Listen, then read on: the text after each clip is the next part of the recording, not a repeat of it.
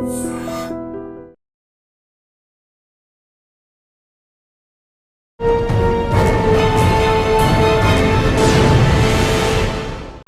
మన guest one of the best police officer, పేరు R Giridhar గారు, superintendent of police, Eagle force.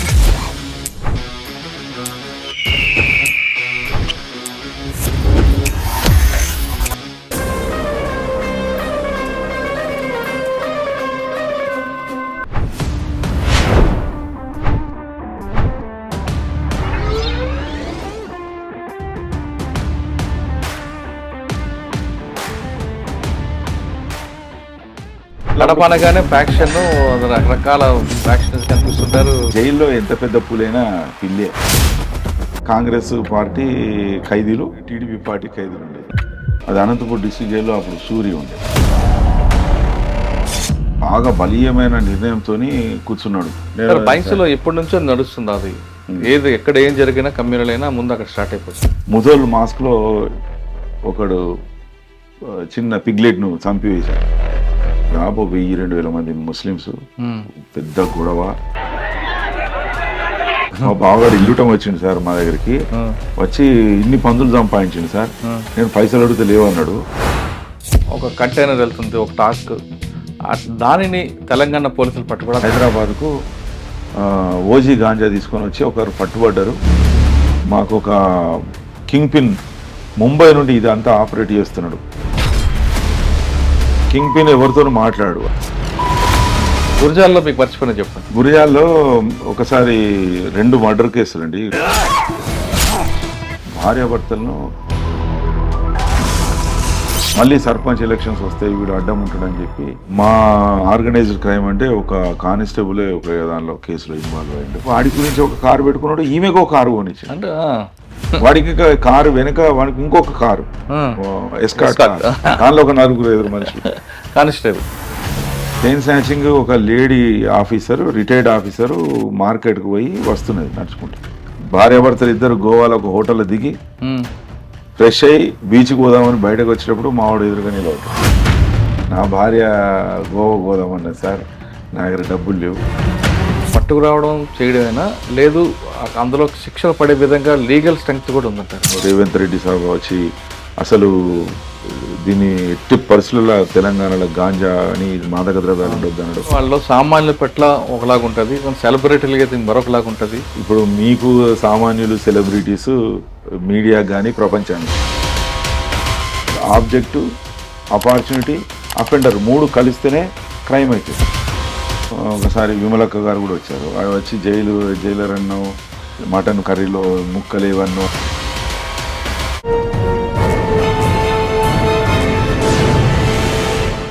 Welcome to Crime Diaries. ఈ వారం మన guest one of the best police officer, పేరు R Giridhar గారు, superintendent of police, Eagle Force. Eagle Force అనేది Telangana government చాలా top priority ఇస్తుంది. ఎక్కడ గంజాయి ఉన్న, మత్తు పదార్థాలు ఉన్నా వాళ్ళు పట్టుకోవడం అనేది ఈగల్ ఫోర్స్ యొక్క ప్రత్యేక లక్ష్యం. గవర్నమెంట్ ఇచ్చిన టాప్ ప్రయారిటీలో ఈగల్ ఫోర్స్లో పనిచేస్తూ ఎక్కడ ఏ మూలలో ఉన్నా వాళ్ళు పట్టుకోవడం అనేది ఈగల్ ఫోర్స్ చేస్తున్న పనిలో గిరిధర్ గారి టీం చక్కగా పనిచేస్తుంది. ఈగల్ ఫోర్స్లో పనిచేయక ముందు గిరిధర్ గారు వనపర్తిలు చేశారు, అక్కడ తన మార్క్ ఉంది. అంతకన్నా ముందు పోలీస్ ఆఫీసర్గా ఆయన, పోలీస్ ఆఫీసర్ కాకముందు జైల్ డిపార్ట్మెంట్లో పనిచేశారు, అక్కడ ఒక మార్క్ ఉంది. తర్వాత ముఖ్యంగా బాసార్లో పనిచేస్తున్నప్పుడు కమ్యూనల్ ఎలా కంట్రోల్ చేశారు. ఇవన్నీ చెప్పే ముందు ప్రస్తుతం ఈగిల్ ఫోర్స్లో ఈ మధ్యన టాస్క్ ఎక్కువ అవుతుంది కాబట్టి ఎక్కువగా సప్లై డిమాండ్ మీద ఎక్కువగా ఈగిల్ ఫోర్స్ ప్రయారిటీ ఇచ్చింది. అసలు డిమాండ్ లేకపోతే సప్లై కట్ అయిపోద్ది కదనే యాంగిల్లో ఈగిల్ ఫోర్స్ పనిచేస్తుంది. అందులో భాగంగానే ఇటీవల దుబాయ్ నుండి బాంబే వెళ్తున్న ఒక పెద్ద టాస్క్ని తెలంగాణ ఈగిల్ ఫోర్స్ బ్రేక్ చేయడం, దాంతో చాలా పెద్ద టాపిక్ని ఆగినట్లుగా, ఒక పెద్ద టాస్క్ మిషన్ ఆగిపోయినట్లుగా చెప్పుకోవచ్చు. అసలు అది ఎలా జరిగింది, అసలు పోలీస్ డిపార్ట్మెంట్ రాకముందు గిరిధర్ గారు బెంచ్ మార్క్స్ ఎక్కడున్న విషయాన్ని సార్ అడిగి తెలుసుకుంది. సార్ నమస్తే. నమస్తే అండి.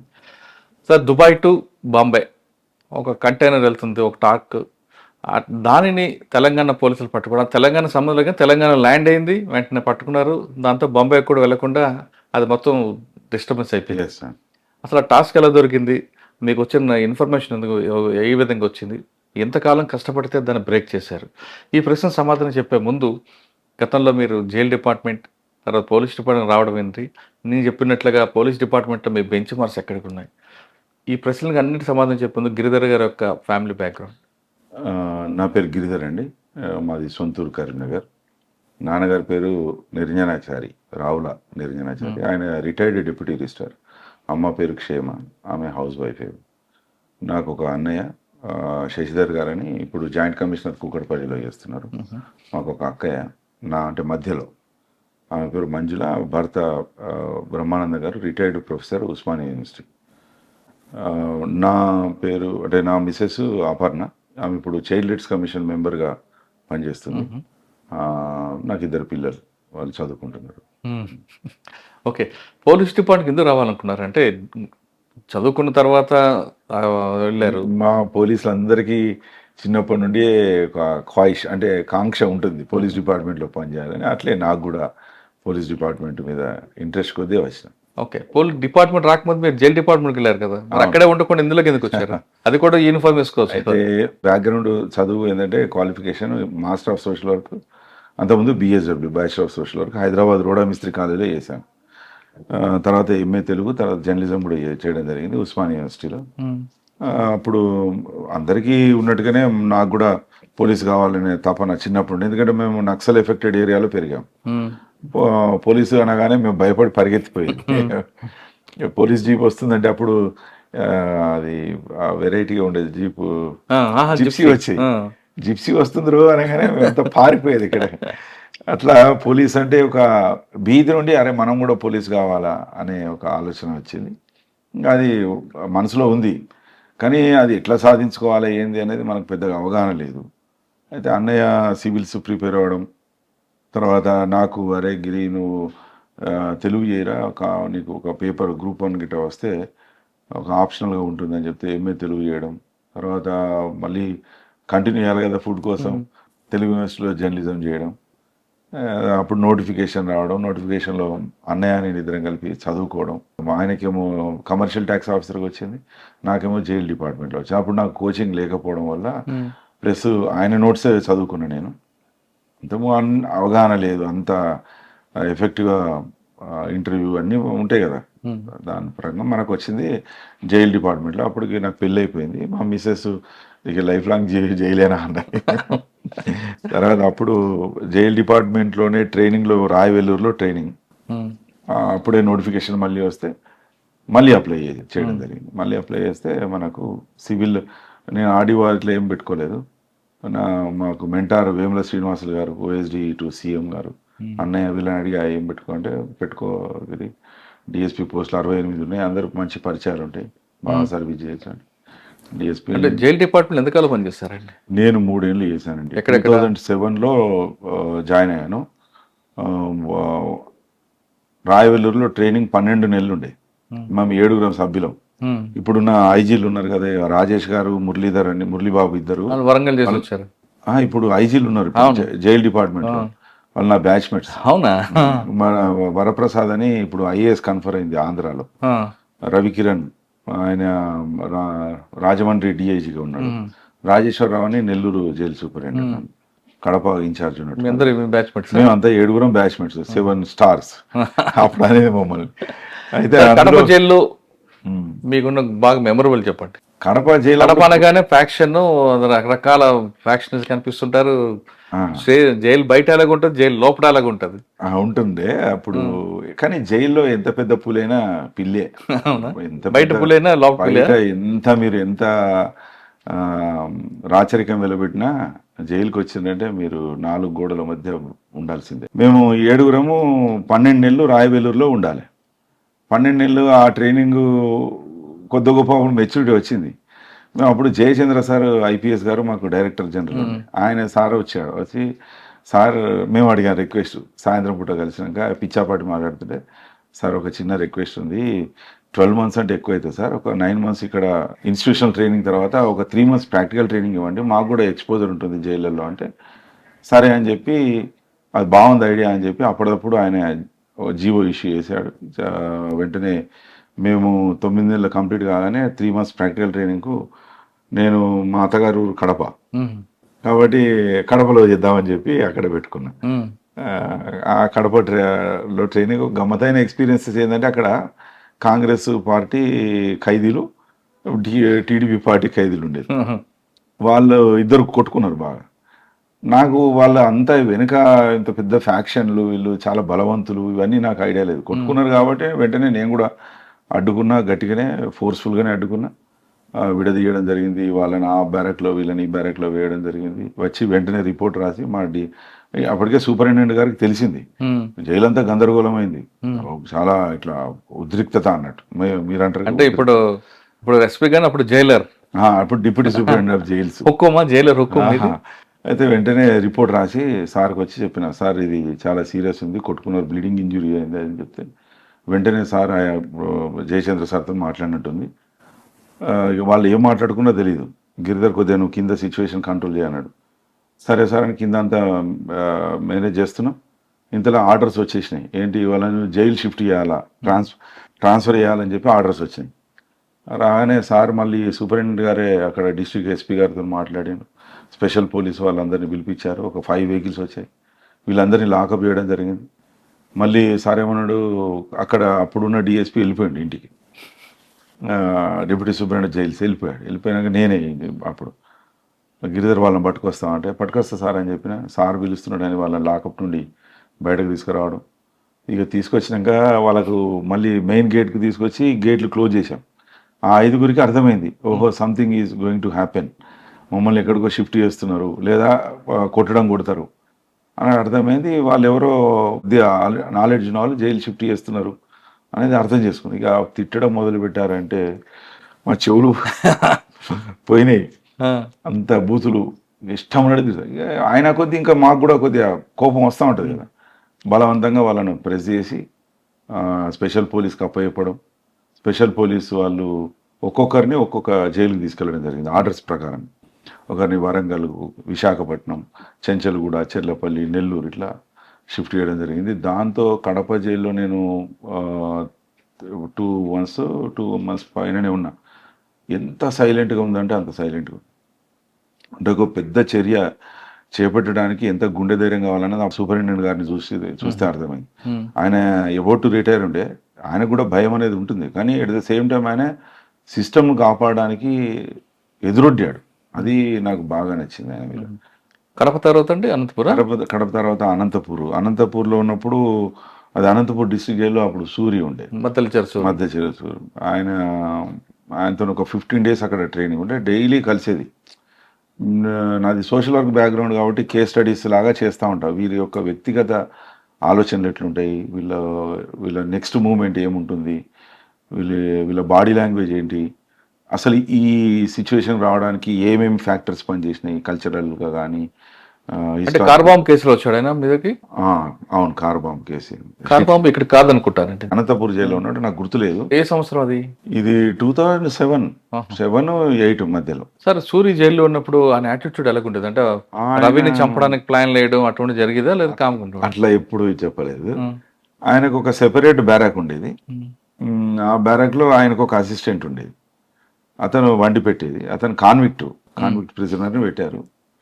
ఈయన ఏం లేదు, సిగరెట్లు తాగడం, జస్ట్ కూర్చోవడం కామ్గా, ఏమీ ఆలోచన లేదు. మనం పోయి మాట్లాడితే తప్ప నోరు విప్పేది కాదు.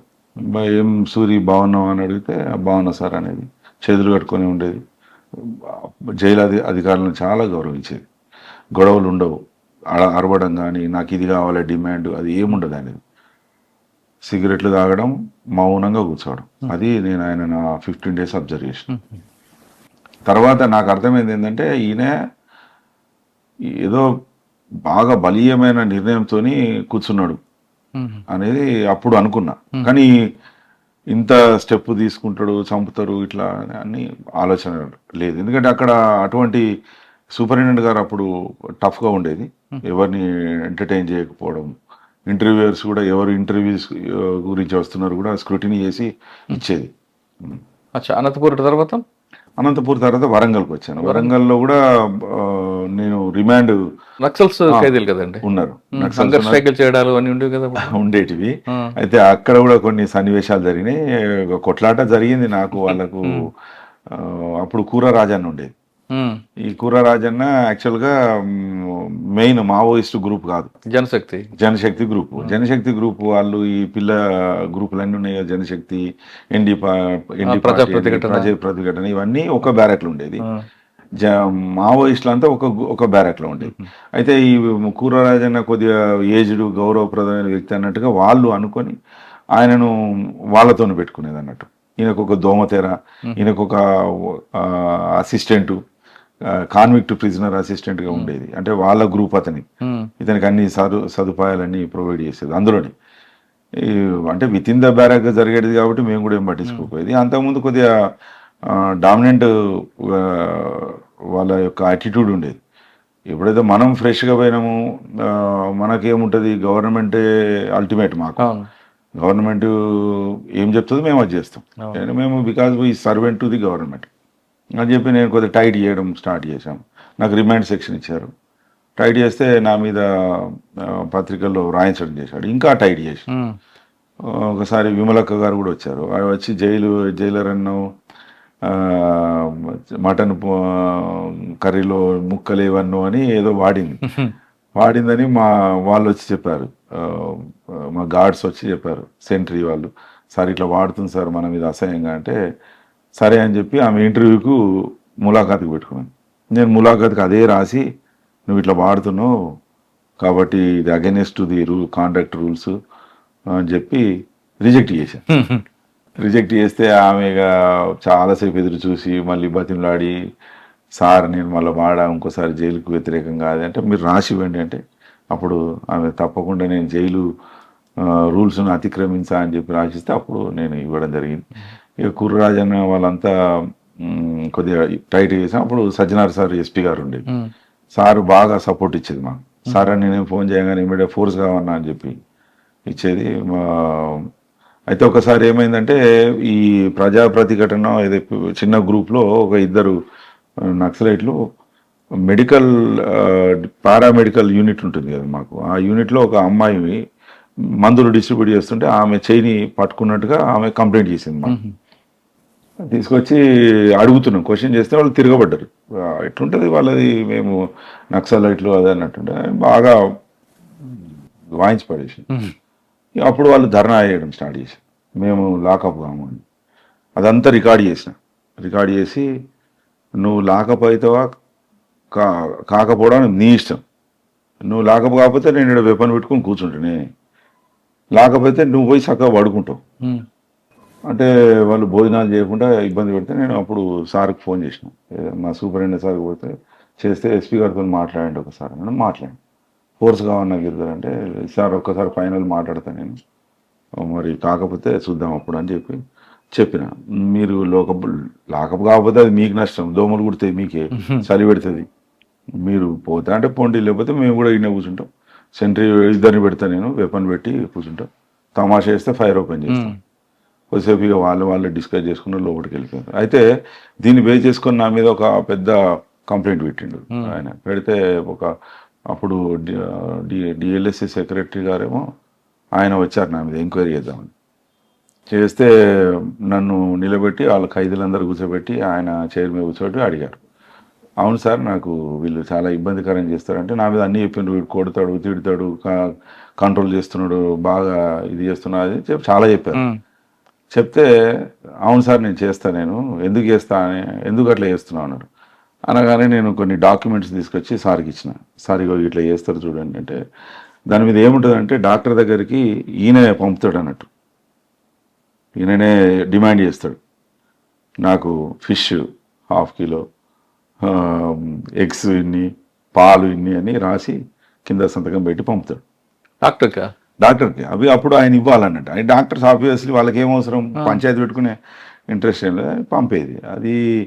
అది నేను చూపెట్టిన, సార్ ఇట్లా చేస్తారు కాబట్టి నేను ఇట్లా చేస్తున్నా సార్ అని చెప్పగానే జడ్జి గారికి ఒక మాట మాట్లాడలే, ఏంటండి మీరు ఇట్లా చేస్తే ఎట్లా అని వాళ్ళకే నక్సలైట్లకే మాట్లాడి, ఇట్లా చేయొద్దు మీరు, జైలు అనేదాన్ని ఒక పవిత్ర స్థలంగా, ఒక న్యాయానికి ప్రతీకగా తీసుకోవాలి, మీరు ఇష్టం ఉన్నట్టుగా చేయొద్దు అని చెప్పి వెళ్ళిపోయింది ఆయన.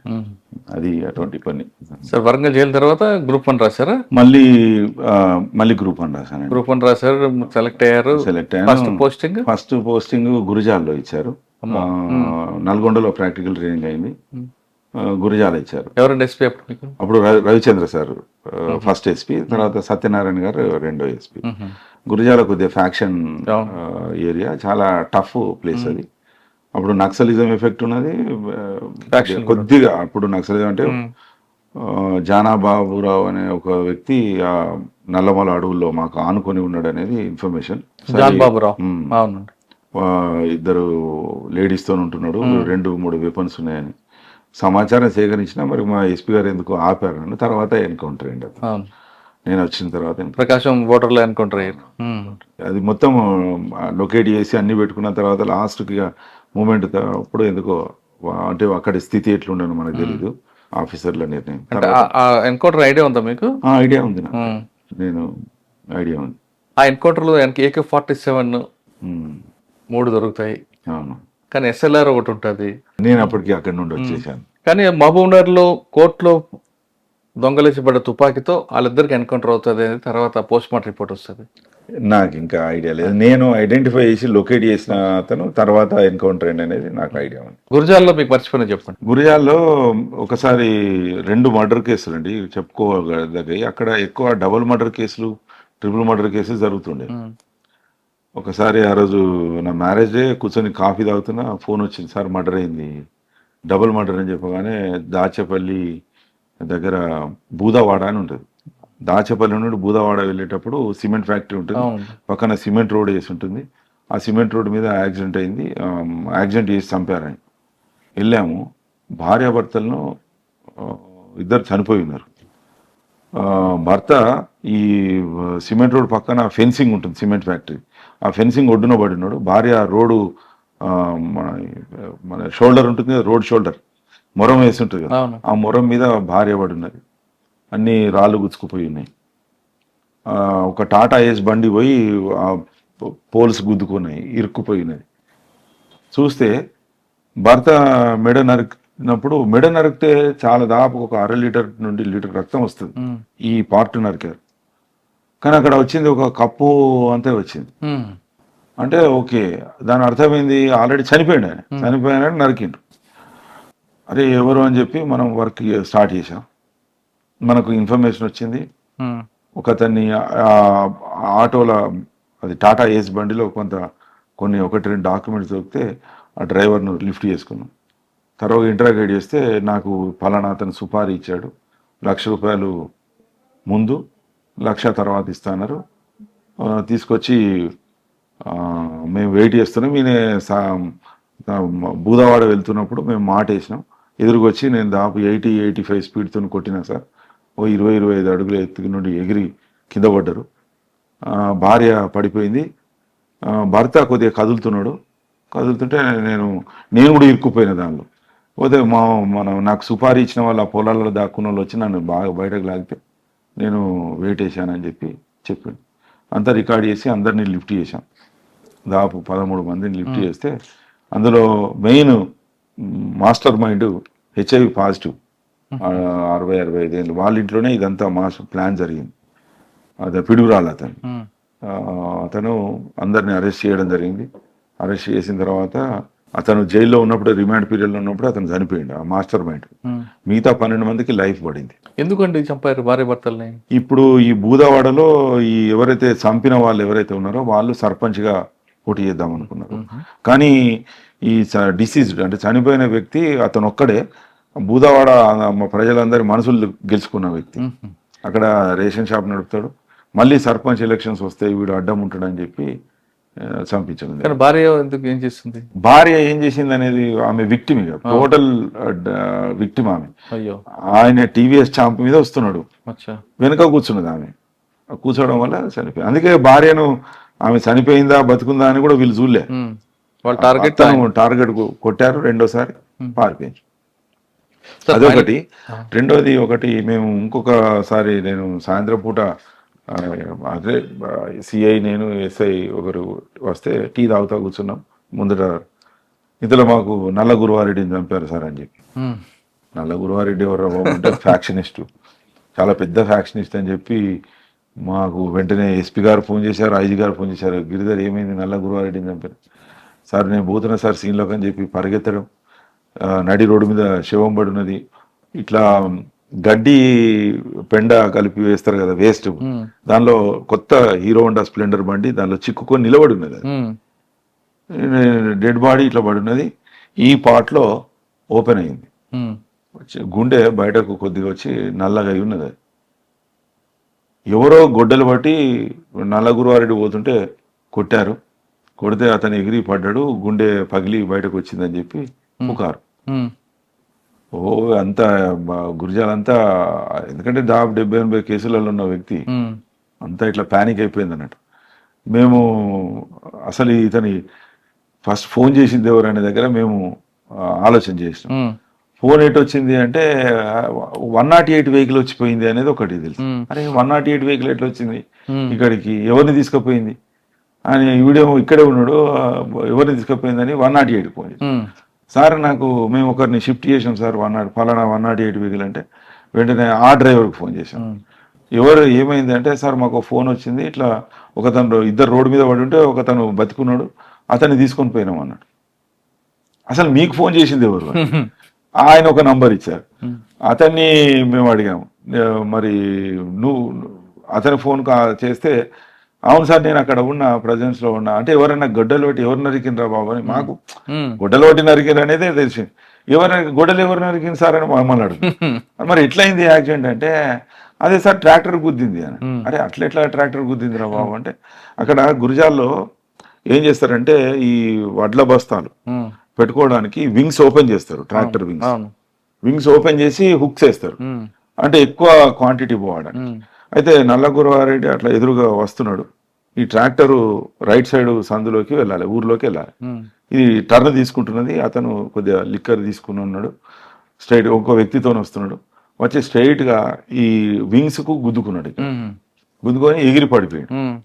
బండి ఏమో పోయి ఆ కుప్పలో చిక్కుకున్నది, ఇంకో అతను ఎగిరి కింద పడితే తలకు దెబ్బ తాకింది, అతనేమో బతికున్నాడు కాబట్టి అతన్ని షిఫ్ట్ చేసి, ఇతనికి గీడ తాకింది, గట్టి ఫోర్స్ఫుల్ గా తాకింది, కొద్దిగా కింద పడడం వల్ల అతను చనిపోయాడు. ఇది జరిగిన విషయం, యాక్సిడెంట్ ఇది. వెంటనే మనం ఆ ట్రాక్టర్ అటు దిక్కుపోయిన ప్లేస్ కు టీమ్స్ పంపడం జరిగింది. పంపితే అతను చెప్పాడు, ఫలానా వాడు డ్రైవ్ చేసుకుంటూ పోతుంది సార్, ఒక ఫలానా వాళ్ళ ఇంట్లో ఆ ట్రాక్టర్ అప్పుడు వాడు కడుగుతున్నాడు, ఆ బ్లడ్ స్టెయిన్స్ కడుగుతున్నాడు, వెంటనే పట్టుకొని, అంటే అప్పటిదాకా వాళ్ళు ఇట్లా అయింది అని చెప్పి డిస్కస్ చేసుకుంటే, మరి ఇట్లా అంటే ఆ బస్తాలన్నీ దింపించడం అదంతా టైం పట్టింది, కడుగుతుంటే మనం పట్టుకున్నాం, అట్లే ఫోటోలు తీసి తీసుకొచ్చి, అంటే లేదంటే ఫ్యాక్షన్ గా చూపిద్దాం అంటున్నారేమో, ఇక అది క్రియేట్ అవుతుంది. మనం వెంటనే రియాక్ట్ కావడం వల్ల మనకు వెంటనే మళ్ళీ సార్కు, ఎస్పీ గారికి, ఐజీ ఎవరు ఎస్పీ గారు అంటే అప్పుడు సత్యనారాయణ సార్ చెప్పడం జరిగింది. అంటే ఇప్పుడు మీకు పొద్దున్న ఇప్పుడున్న హరీష్ కుమార్ గుప్తా సార్, ఇప్పుడు డీజీపీ గారు, అప్పుడు మాకు ఐజీ గారు. అంటే మీకు గురజాల్లో అప్పుడు పృథ్వీనారాయణ ఆయన ఉండేవారు, ఎదురేరా మా ముందు. ఓకే సరే, గురజాల తర్వాత భైన్సా చేశాను. భైన్సాలో ఒక 1 year చాలా కమ్యూనల్ ఇష్యూ కదండి, అక్కడ దాన్ని ఎలా డీల్ చేశారు? కమ్యూనల్ ఇష్యూ అంటే నాకు 2 వర్గాల వారి కాన్ఫిడెన్స్ పొందగలిగిన, కొద్దిగా టఫ్ గా ఉండేది. అప్పుడు గజరావు భూపాల్ సార్ ఎస్పీ గారు ఉండేది, కొద్దిగా నాకు లిబరల్ గా హ్యాండ్ ఇచ్చేది ఆయన. బైన్స్ లో ఎప్పటి నుంచో నడుస్తుంది అది, ఏది ఎక్కడ ఏం జరిగినా కమ్యూనల్ అయినా ముందు అక్కడ స్టార్ట్ అయిపోతుంది. ఒక చిన్న యాక్సిడెంట్ లో 2 మతాలు ఉంటూ మీకు తెలిసిందే. ఆ ప్రాబ్లమ్ సాల్వ్ చేయాలంటే చాలా మంది ఆఫీసర్లు ఏమంటారు, చిన్న ఇష్యూని వెంటనే రష్ అప్ అయిపోవాలి అంటారు, అది కరెక్ట్ అంటారా?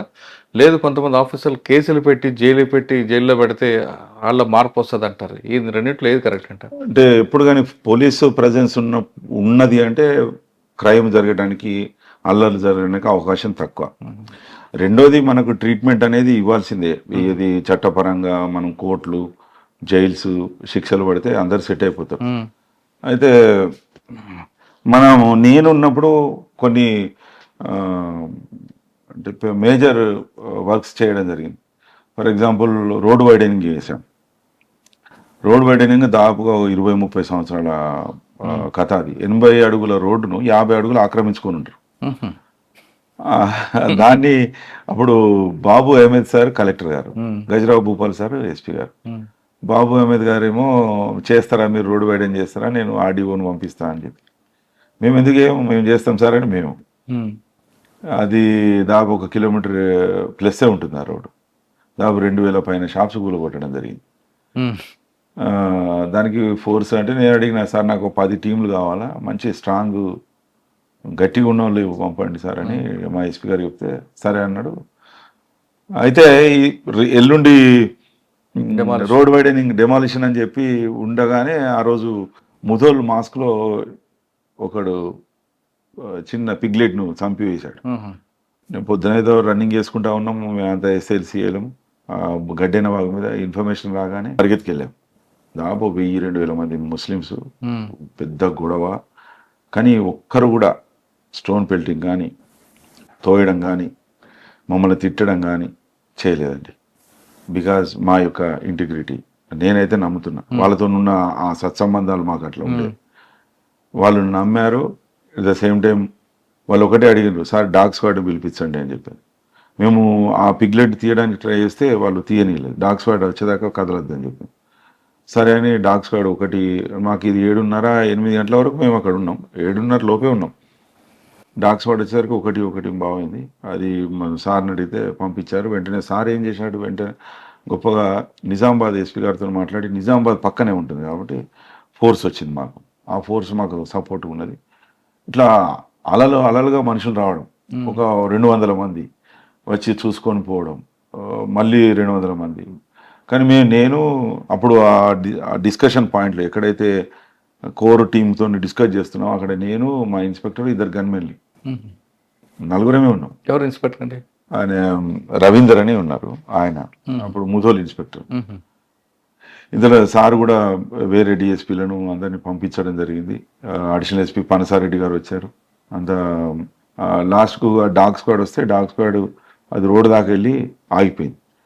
సరే అప్పుడు ఇక పిగ్లెట్ తీయించడం పోస్ట్ మార్టం అన్నీ చేసినాం.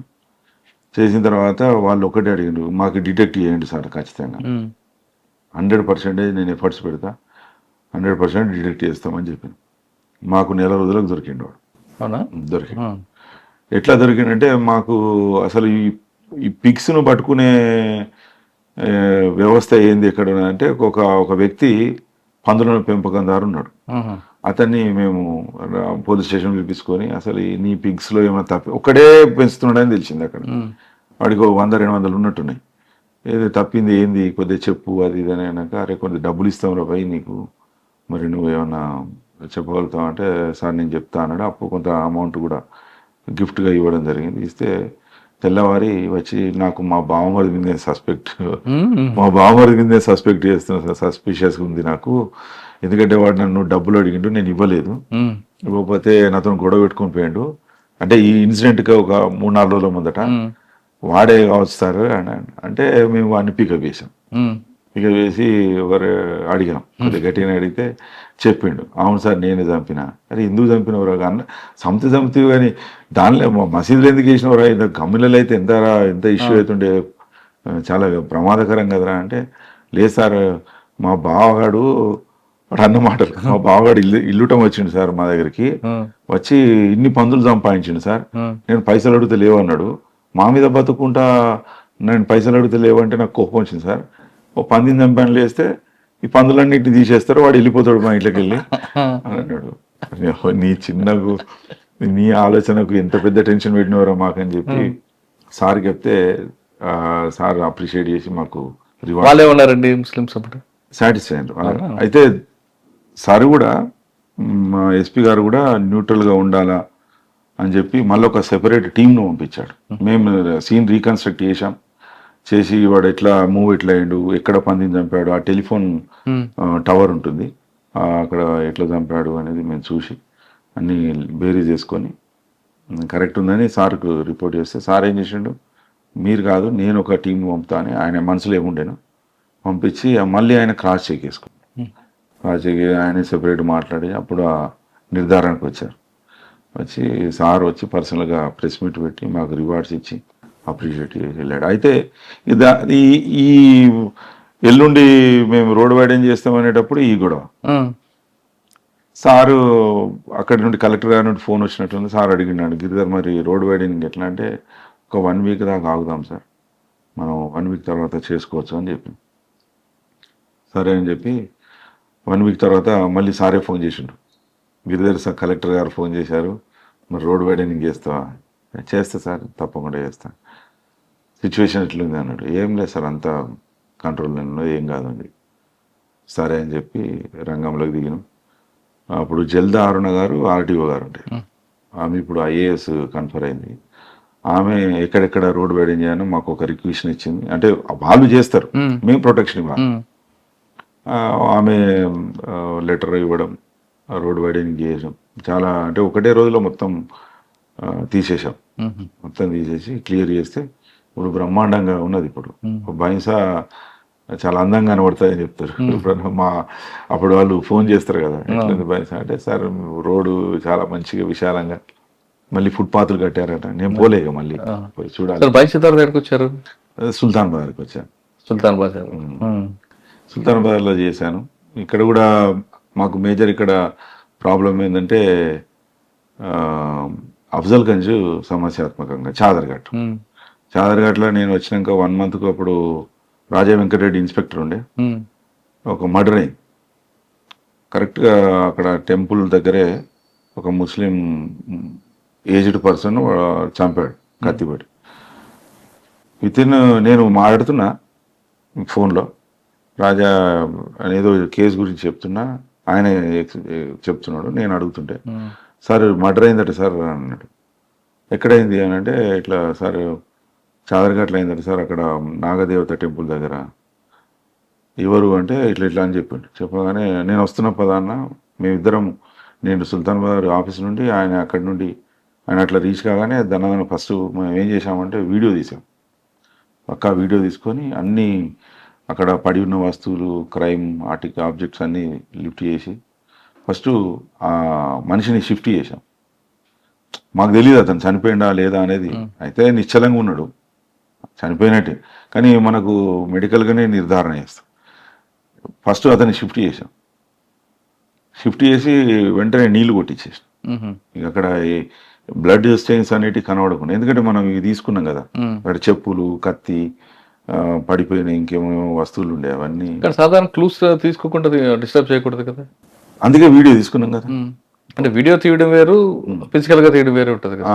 అయితే మాకు ఉన్న వాళ్ళతోనే తీయించాము, కానీ మనము ఫిజికల్ గా అవి ఇవి అని చేస్తే ఇన్సిడెంట్ గ్రావిటీ పెరిగి పరిస్థితి చేయి జారిపోతుంది. మనం తర్వాత we can submit the report in the court of law appropriately by sowing this video and objects అన్ని మేము ఇట్లా చేసాం సార్ అంటే కోర్టు కన్సిడర్ చేస్తుంది. ఫస్ట్ మనం అక్కడికి వెళ్ళి అతన్ని షిఫ్ట్ చేసి వాటర్ అంతా చేసి క్లీన్ అయిన తర్వాత ఇక మనం కమ్యూనల్ లీడర్స్తో మాట్లాడడం, ఇటు వీళ్ళతో అటు వాళ్ళతోని. ఇంతలో టాస్క్ ఫోర్స్ వాళ్ళు, ఎస్బీ వాళ్ళు అందరు దిగాం. కంట్రోల్ అయింది. ఒక 3 nights డే అండ్ నైట్స్ అక్కడే ఉన్నాం మేము. తర్వాత సబ్సైడ్ అయిపోయింది ఇష్యూ. తర్వాత వాళ్ళని అరెస్ట్ చేయడం, అరెస్ట్ చేసి దాని వెనుక బెయిల్ రాకుండా చూడడం జరిగింది. ఎందుకంటే మర్డర్ చేశాడు? సౌండ్ సిస్టమ్ గురించి పక్కనే అది ఉన్నది, మాకు ఇక్కడ డిస్టర్బెన్స్ వస్తున్న దాని మీద తిట్టుకోవడం జరిగింది ఒకరినొకరు. అది ఫ్లేర్ అప్ అయ్యి. సార్ మీరు సుల్తాన్ బజార్లో ఉన్నప్పుడే పట్టోలు గోవర్ధన్ రెడ్డి మర్డర్ మీకన్నా ముందు అయిందా, మీరు వచ్చాక? మాకంటే ముందు అయినట్టు. సోమేశ్వర గారు. సోమేశ్వర గారు. కానీ ఒక ఫైర్ కూడా జరుగుతుంది, ఓపెన్ ఫైర్ అవుట్ అయింది కదా నా పీరియడ్లో కదండి. ఒక ఎక్స్టెన్షన్ డైవర్షన్ అవుతుంది. తర్వాత గుజరాతీ గలీలో ఒక, నా పీరియడ్లో, మీ పీరియడ్ కదా, గుజరాతీ గలీలో ఒక రాబరీ కూడా అవుతుంది కదా పెద్దది. రాబరీ అయింది, రాబరీ పట్టుకున్నాము. అఫ్జల్గంజ్ లో ఎక్కువైనాయండి. అఫ్జల్గంజ్ లో పాటు గుజరాతీ గలీలో కూడా అవుతారు. నేను ఫోకస్ చేసింది ఏంటంటే చాదర్ఘాట్ కమ్యూనల్ కాబట్టి ఆల్వేస్ ఫోకస్తోనే ఉంటాం. మాకు అఫ్జల్గంజ్ మెయిన్గా నేను వచ్చిన తర్వాత ఎక్కువ ఇది వస్తున్నది ఇన్సిడెంట్స్, ఇవి రాబరీ జరుగుతుంది. అప్పుడు రవీందర్ సార్ ఉండే డీసీపీ గారు, గిరిధర్ రోజు రాబరీ డెకైటీ ఏందబ్బా ఒకసారి కాన్సన్ట్రేట్ చేయి అని అన్నాడు. నేను పర్సనల్గా పోయినప్పుడు అప్పుడు అంజయ్ ఇన్స్పెక్టర్ ఉండే, ప్రవీణ్ డిఐ ఉండే. అంజయ్ ఏమవుతుంది ఇక్కడ, మనం ఒకసారి అన్ని CD5 తెప్పించి, అసలు అక్యూజ్డ్ ఎవడు అంటే అక్యూజ్డ్ అందరు ఆటో డ్రైవర్లు ఉన్నారు. అమ్మ ఇది మంచి దొరికిందిరా బాబు అని చెప్పి అక్యూజ్డ్ ఇద్దరు పైలటింగ్ చేసి అంటే ఆటో డ్రైవర్ పక్కన ఇంకొక అసిస్టెంట్ ఎవరన్నా ఉంటే ఆటోలని పట్టుకురావడం మొదలుపెట్టారు. పట్టుకురావడము దొరకబట్టుకున్నాము. ఆ కేసెస్ దాదాపు ఒక 200 ఆటోల పైన సీజ్ చేశాం మేము. ఓనర్షిప్ లేదు, ఏం లేదు, అన్ని గోశామాలు పంపడం జరిగింది. అట్లా మనకు రాబరీలు డెకాయిటీలు కంట్రోల్ అయినాయి. ఓకే, సుల్తాన్ బజార్ తర్వాత అంటే గజ్వేల్ వెళ్ళాము సార్. సుల్తాన్ బజార్ గజ్వేల్. గజ్వేల్ అంటే ఇప్పుడు సీఎం గారు ఎర్రవల్లి బందోబస్తు. అక్కడ నుండి ఎక్కడికి వచ్చారు? మళ్ళీ మహబాద్ వెళ్ళాను. అడిషనల్ ఎస్పీగా ప్రమోషన్ వచ్చింది. మహబాద్ వెళ్ళిపోయాను. మహబాద్లో క్రైమ్స్ అండ్ ఆపరేషన్స్ చూసేది. అంటే ఆపరేషన్స్ అంటే నక్సలైట్ల వ్యవస్థ, తర్వాత క్రైమ్స్ అంటే ఈ దొంగతనాలు ఇవన్నీ ఉంటాయి కదా, అవి చేసేది. అక్కడ ఈ ఎండి పార్టీ ఒకటి ఉండేది. 8 దళాలను మేము పట్టుకున్నాం. 8 దళాలు పట్టుకున్నాం. అంటే ఆ పార్టీ పూర్తిగా వెపన్ పట్టుకొని తిరిగే పార్టీలన్నింటినీ మేము మూసేసాం. నేను అప్పుడు కోటిరెడ్డి గారు ఎస్పీ గారు ఉండేది, ఇటు వరంగల్ పోలీసు. మేము ఫస్ట్ స్టార్ట్ చేసాం. ఫస్ట్ దానిలోనే మాకు 6 వెపన్స్ SLRతో పాటుగా 6 వెపన్స్, 8 మంది దొరికారు. తర్వాత ఒక మావోయిస్ట్ దొరికాడు. మావోయిస్ట్ దగ్గర కొన్ని అతను ఇచ్చిన సమాచారం మీద 6 క్లెమోర్ మైన్స్ పెట్టినవి మనం అనర్తి చేశాం మహబాద్లో. తర్వాత ఒక 1000 రౌండ్లు, మొత్తం 64 వెపన్స్ ఏమో పట్టుకున్నాం మేము ఆ టెన్యూర్లో. మహబూబాబాద్ ప్రమోషన్ వచ్చేదా మీకు? మహబూబాబాద్ తర్వాత అకాడమీకి వచ్చాను. అడిషనల్ ఎస్పీగా అకాడమీలో చేస్తూ ఒక SI బ్యాచ్, తర్వాత 3 IPS ఆఫీసర్స్ ఓరియంటేషన్ కోర్సెస్ ఉంటాయి అవి, తర్వాత ఇతర ట్రైనింగ్ దాదాపు అన్నిటికీ నేను కోర్స్ కోఆర్డినేటర్గా ఉండేది. అవి చేసుకున్నాం. తర్వాత దానిలోనే ఎస్పీగా ప్రమోషన్ వచ్చింది. IPS కన్ఫర్ అయింది. తర్వాత SOT DCPగా రాచకొండకి వెళ్ళడం జరిగింది. అక్కడ ఒక 1 year చేశాం. అక్కడ దాదాపు 3500 కిలోల గాంజా, షాయిలు ఒక 20 లీటర్లు. అక్కడ భగవత్ సార్ టైంలో అనుకుంటా, భగవత్ గారు కమిషనర్ కాదు, చౌహాన్ సార్ అప్పుడు పట్టుకోవడం జరిగింది. ఒక మర్డర్ కేసు కూడా గమ్మత, అంటే మల్కాజ్గిరి ఏరియాలో ఒక మర్డర్ అయింది. మర్డర్ అయ్యి ఆ శవాన్ని సగం తగలబెట్టారు. అరే అప్పుడు నేను ఇంకా సీన్లోకి వెళ్ళలేదు. మా రాములు ఇన్స్పెక్టర్ ఉండేది. రాములను అడిగిన అక్కడ వెహికల్స్ ఏమైనా వచ్చినాయో చూడు అంటే, సార్ ఒక వెహికల్ ముద్ర కనబడుతున్నది ఆ శ్మశాన్ దిక్కు ఆ మట్టి మీద అని చెప్తే, ఫోటోలు తీసి పంపించమని చెప్పిన. పంపించమని చెప్పి వాళ్ళకు కూడా, మీరు మీ ఫ్రెండ్ ఎవరన్నా ఉంటే టైర్ షాప్స్ వాళ్ళని అడగండి, ఏ టైర్లు అడగండి అని చెప్పాను. ఫలానా టైర్లని మనకి ఇన్ఫర్మేషన్ వచ్చింది. ఏ కారుకు వాడతారో కనుక్కోమని చెప్పాను. ఫలానా కారుకు వాడతారు ఇవి అని చెప్పి, ఈ బ్రాండ్లో వాడే అవకాశం ఉంది అని చెప్పి, వెంటనే మనం CCTV కెమెరాల దగ్గర ఉన్నాయి చూస్తే ఒక 2 కార్లు మేము ఐడెంటిఫై చేసాం. ఒకదాన్ని ట్రాక్ చేస్తే పోతే ఆ బండ్లో బ్లడ్ స్టెయిన్స్ ఉన్నాయి. వెంటనే వాళ్ళని లిఫ్ట్ చేసుకున్నాం. ఇది ఎంత మాకు ఒక 1 hour లోపలే కంప్లీట్ చేయగలదు. ఎందుకండి వాళ్ళు చంపారు? ఇది ఇల్లీగల్ ఎఫైర్ అండి. అరెస్ట్ కూడా చేయడం జరిగింది. చౌహాన్ సార్ టైంలో కూడా ఒక భువనగిరి ఏరియాలో ఒక ఇష్యూ వద్దు కదా, ఏం విషయం? ఒక మర్డర్ ఫర్ గెయిన్ అనుకుంటా, రేప్ అండ్ మర్డర్ కానీ జరిగినట్లు. అంత పెద్ద ఇన్సిడెంట్. అచ్చా, భగవత్ సార్ టైంలో ఒక అమ్మాయిని కిడ్నాప్ చేయడం, మన బావిలో పడేయడం, అది. ఆ తర్వాత ఒకటి రౌడీ షీటర్ కూడా చంపడం జరుగుతుంది కత్తులతో నరికి, జవహర్ నగర్ పోలీస్ స్టేషన్. దానిలో కూడా విత్ ఇన్ మనం ఒక 30-40 minutesలోనే అక్యూజ్డ్ లిఫ్ట్ చేశాం. అంటే అక్కడ మళ్ళీ జిల్లా ఇప్పుడు దాని తర్వాత DCP ఈస్ట్కి వచ్చాము. DCP ఈస్ట్ జోన్లో ఉన్నప్పుడు ఒక ఇన్నోవేటివ్గా మేము చేసిన ఒక 2-3 మంచి కేసెస్ ఉన్నాయి. దానిలో ఒక గొప్ప విషయం ఏంటంటే, మాకు డైలీ 30 to 40 డయల్ 100 కేసెస్ వస్తుండే. 30 to 40 డయల్ 100 కేసెస్ వస్తుండే. మేము మాట్లాడుకుంటా ఉన్నాం పిచ్చాపాటి CIలు ACPలతోని. నేనన్నా పెట్టి కేసెస్ ఎన్ని కడుతున్నారు మీరు, పెట్టి కేసెస్ కట్టండి, కట్టి వాళ్ళని డైలీ 100లో 30-40 కంప్లైంట్స్ వస్తుంటాయి. వస్తుంటే లాలాగూడ అవి కొత్తగా కలిపారు కదా అప్పుడు, లాలాగూడ, తర్వాత గూడ పోలీస్ స్టేషన్స్ ఉన్నాయి. 4-5 గూడలు ఉండే, చెంచల్గూడ, లాలాగూడ, ఇంకేవో గూడలు ఉన్నాయండి. అయితే వాళ్ళకి చెప్పిన ఇన్స్పెక్టర్లకు, మీరు ఎట్టి పరిస్థితుల్లో పెట్టి కేసెస్ ఎక్కువ కట్టండి, కట్టాలి, కోర్టు ముందర ప్రొడ్యూస్ చేయాలి. సార్ ఎంత ఒక 1-2 months లోపల మాకు ఎంత మంచి రిజల్ట్ వచ్చిందంటే డయల్ 100 కేసెస్ 3-4 పడిపోయింది. ఆహా, చిన్న చిన్న పెట్టి కేసులు కూడా డైలీ 100 ఫోన్ చేస్తారేమో. చేసేవారు. గొడవలు అవుతున్నాయి, ఇప్పుడు మా ఇంట్లో ఈ గొడవ అవుతుంది, తాగి వచ్చి కొడుతున్నాడు, లేకపోతే ఇంకేదో చేస్తున్నారు, ఇంటి పక్కలో గొడవలు, ఇవన్నీ డయల్ 100 కేసెస్ కదా. పెట్టి కేసెస్ యొక్క ఇంపాక్ట్ ప్రాక్టికల్గా మేము చూసింది అది. మాకు 3-4 పడిపోయింది. ఆ, తర్వాత ఒక చైన్ స్నాచింగ్ అయింది. చైన్ స్నాచింగ్ అయింది గమ్మత్తుగా చెప్పొచ్చు. అది చైన్ స్నాచింగ్ ఒక లేడీ ఆఫీసరు, రిటైర్డ్ ఆఫీసరు మార్కెట్కి పోయి వస్తున్నది నడుచుకుంటా. అది డీడీ కాలనీ బాగుంటుంది కదా, చాలా నీట్గా ఉంటుంది. చైన్ స్నాచింగ్ వేసుకొని పోయినా మనం ఇమ్మీడియట్గా నేను వెళ్ళా, మా ఏసీపీ వచ్చాడు, సిఐలు వచ్చారు, క్రైమ్ టీం అందరూ వచ్చారు. చూస్తే సీసీటీవీ కెమెరాలు స్టార్ట్, ఎట్లున్నాడు ఏంటి అన్ని ఫీచర్స్ కనుక ఆమె కొద్దిగా భయం ఉండే, అమ్మను కూర్చోబెట్టి మంచినీళ్ళు ఇచ్చి, టెన్షన్ లేదమ్మా మేము ఉన్నాం, మ్యాక్సిమం ఎఫర్ట్స్ పెడతాం, మీకు చేసి పెడతామని చెప్తే తాగింది. నీళ్ళు తాగిన తర్వాత ఇంటికి తీసుకెళ్ళాం, మా బండిని కూర్చోబెట్టి ఇంటికి తీసుకెళ్ళి అడిగితే అప్పుడు చెప్పింది అన్నట్టు, ఇట్లా ఫలానా షర్ట్ వేసుకున్నట్టున్నది, డార్క్ కలర్ షర్ట్ ఏదో చెప్పింది, డార్క్ కలర్, బండి మీద వచ్చిండు, ఇట్లా వెనక నుండి తీసుకొని పోయిండు అని చెప్తే ఇక సీసీటీవీ కెమెరాలు వెతుకుతా ఉన్నాం. వాడు అఫెండరు ఒక 100 రౌండ్స్ వేసినట్టున్నది దానిలోనే, అఫెన్స్ చేసిన తర్వాత అక్కడక్కడే తిరుగుతున్నాడు. అంటే మనల్ని కన్ఫ్యూజ్ చేయడానికి ప్లాన్ చేసుకొని వచ్చాడు. మేము ఆ కెమెరాలు చూస్తూనే ఉన్నాం. లాస్ట్కు నాకు అనిపించింది ఒక 2-3 టీములు చేద్దాం ఇదని చెప్పి 2-3 టీములు ఎక్కువ యాడ్ చేసుకుంటూ పోయి కొన్ని ఆమెకు ఫుటేజ్ చూపెడితే ఇతనే సార్ ఇట్లనే కనబడ్డది అని చెప్పి మనం ట్రాక్ చేసుకుంటూ పోతే మనకు ఉప్పల్ ఏరియాలో పెట్రోల్ బంక్లో పెట్రోల్ వేయించుకున్నట్టుగా తెలిసింది. అక్కడ పోయి చూస్తే ఏం లేదు, కానీ మనీ ట్రాన్స్ఫర్ మాత్రం వేరే ఫోన్ నంబర్ ఉండేది. వెంటనే ఆ మనీ ట్రాన్స్ఫర్ అయిన ఫోన్ నెంబర్ ట్రాక్ చేసి అతన్ని పట్టుకుంటే, అవును సార్ నా ఫ్రెండ్ అడిగితేనే నేను వాట్సాప్లో ఇది పంపితే నేను వేసానని చెప్పాడు. ఎవర్రా ఫ్రెండ్ అంటే ఫలానా వాడు.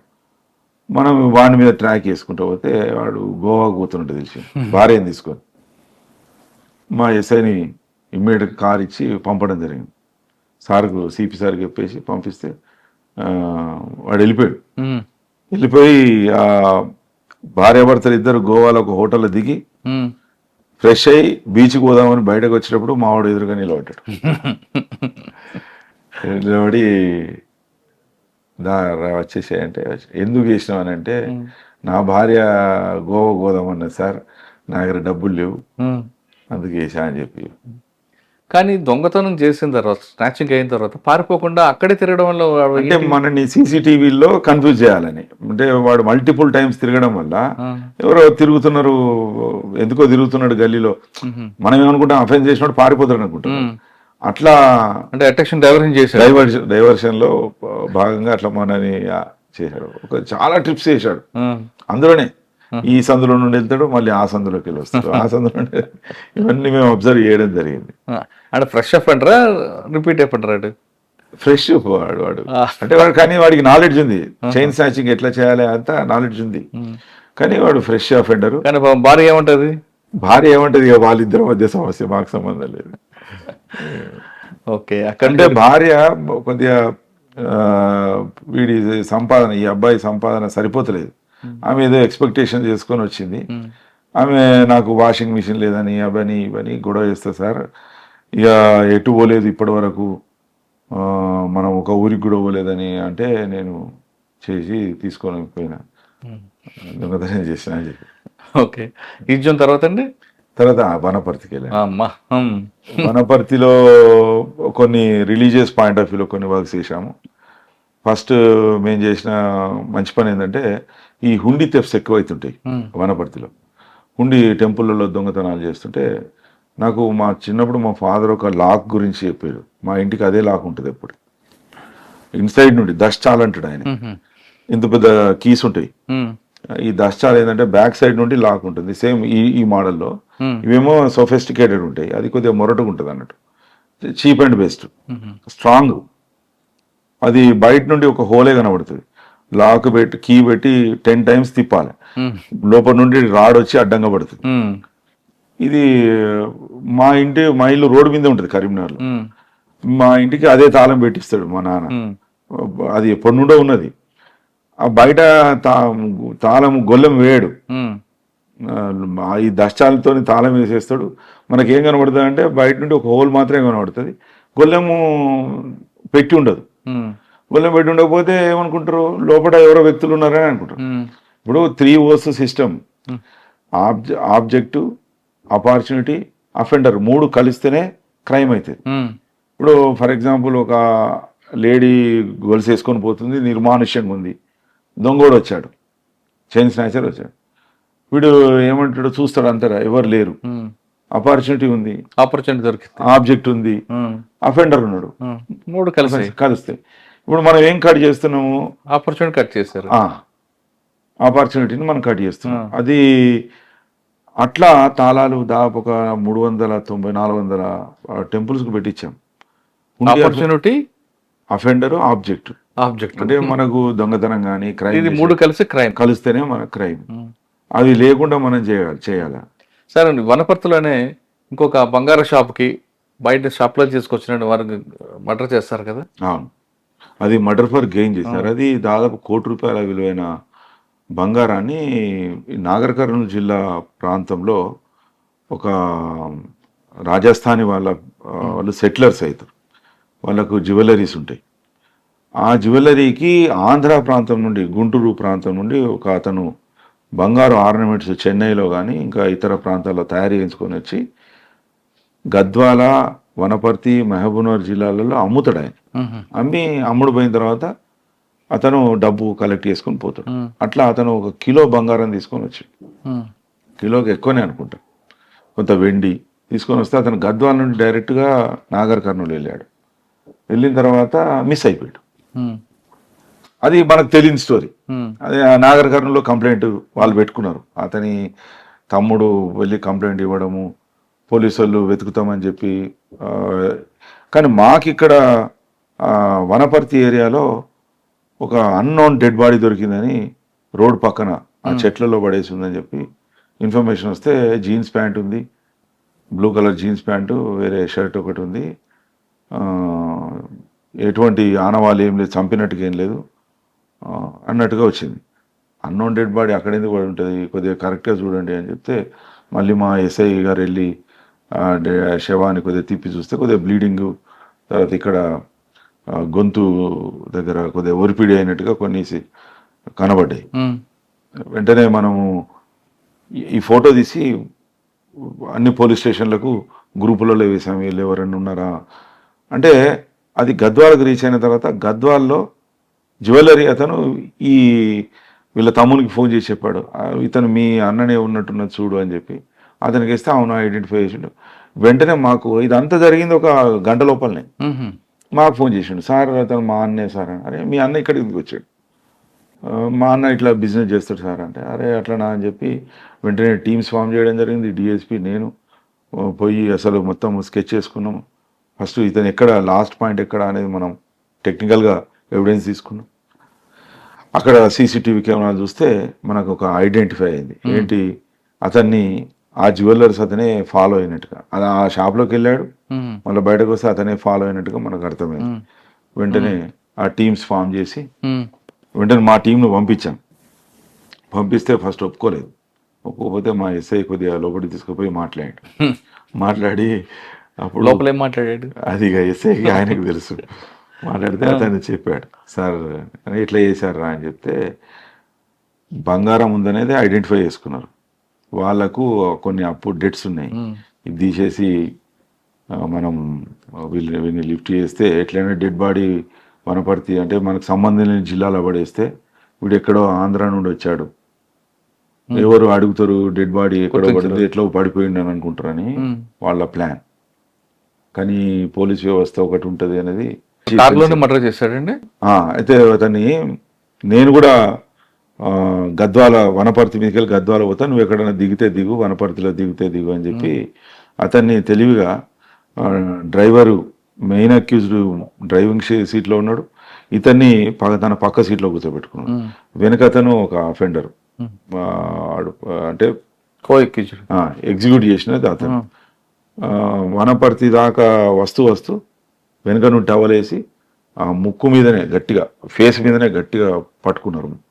బలంగా పట్టుకుంటే ఆ శ్వాస ఆడకుండా చనిపోవడం జరిగింది. అతను చనిపోయిన తర్వాత ఇది ఎక్కడ వేద్దామని చెప్పి చూసి ఒక నిర్మానుష్య ప్రదేశంలో రోడ్ సైడ్ను లాగి పడేసి వెళ్ళిపోయారు. మనకు అంతా intact gold, intact silver, cash అంతా కూడా వాళ్ళ ఫ్యామిలీ మెంబర్స్కి ఇవ్వడం జరిగింది. మా పోలీస్ డిపార్ట్మెంట్ చేసుకున్న అదృష్టం అది ఏంటంటే కష్టంలో ఉన్న వాళ్ళకు కరెక్ట్గా, అంటే న్యాయం 100% ఇవ్వలేము. ఎందుకంటే మనిషి చనిపోయినాక తెచ్చే మొత్తం రికవరీ, ఇంత గ్రామ్ కూడా తేడా లేకుండా వాళ్ళ తమ్మునికి కోర్టు ద్వారా ఇప్పించడం జరిగింది. ఇంకేమున్నాయండి మీ మార్క్ అక్కడ వనపర్తిలో? 1-2 సంవత్సరాల కిందటనేమో ఒక మర్డర్ అవుతుంది తిరుమలయ్య గుట్ట దగ్గర మర్డర్ అవుతుంది.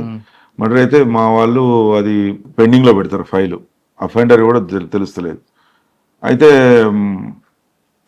ఒక అఫెండర్ను జడ్చర్ల పోలీసులు కూడా పట్టుకుంటారు. పట్టుకొని వాడు సీరియల్ కిల్లర్గా ఐడెంటిఫై చేసి వనపర్తిలో ఫలానా ప్లేస్లో ఫలానా వ్యక్తిని నేను చంపిన, ఒక లేడీని ఎక్స్ప్లాయిట్ చేసి కళ్ళు తాగిపించి ఎక్స్ప్లాయిట్ చేసి రాయితోని కొట్టి చంపిన అనేది వాడి స్టేట్మెంట్. తీసుకొస్తారు, చూస్తారు, ఫలానా 174 అంటే అన్యాచురల్ డెత్ కేసు కింద, అనుమానాస్పద కేసు కింద కట్టిన ఫైల్ చూస్తారు. ఈ ఫైల్ చూస్తారు కానీ ఐడెంటిటీ లేదు, లేడీ ఎవరో తెలుస్తలేదు. ఒకసారి క్రైమ్ మీటింగ్లో చూస్తుంటే వనపర్తి టౌన్లో మిస్సింగ్ కేసు ఉంటుంది, వనపర్తి రూరల్ కేసులో 174 ఉంటుంది. నేను అడిగా, ఇది 2 లేడీ ఉంది, సేమ్ ఏజ్ ఉంది. క్రైమ్ రివ్యూ మీటింగ్లో అడిగా, ఇది మరొకసారి ఇది చూడండి డిఎస్పీ గారు, ఇది ఏంది పరిస్థితి, ఫస్ట్ వెంటనే ఈ ఫోటోలు ఇమ్మీడియట్గా ఇప్పుడే వాట్సాప్ చేయండి ఈ మిస్సింగ్ కేసుకు వాళ్ళ రిలేటివ్స్కి అని చెప్తే, అప్పుడప్పుడు చేస్తే వాళ్ళ పిల్లలు ఐడెంటిఫై చేసింది. నేను అడిగిన, మరి ఇన్ని రోజులు ఇది పక్కన స్టేషన్లో ఎందుకు ఐడెంటిఫై చేయలేకపోయానంటే, అప్పుడు బ్లాక్ అండ్ వైట్ ఫోటోలు పంపినట. వాళ్ళకు పంపినామంటున్నారు, మరి ఎవరికి పంపినరు, ఎవరు చూశారు అనేది నాకు కూడా తెలియదు. అప్పుడు ఆఫీసర్స్ మారుతూ ఉంటారు కదా, అక్కడ ఉన్న కానిస్టేబుల్ సార్ పంపాం కానీ బ్లాక్ అండ్ వైట్ ఫోటో పంపినట్టు నాకు గుర్తు, వీళ్ళకే పంపామో ఎవరికి పంపామో తెలియదు కానీ ఐడెంటిఫై అయ్యారు.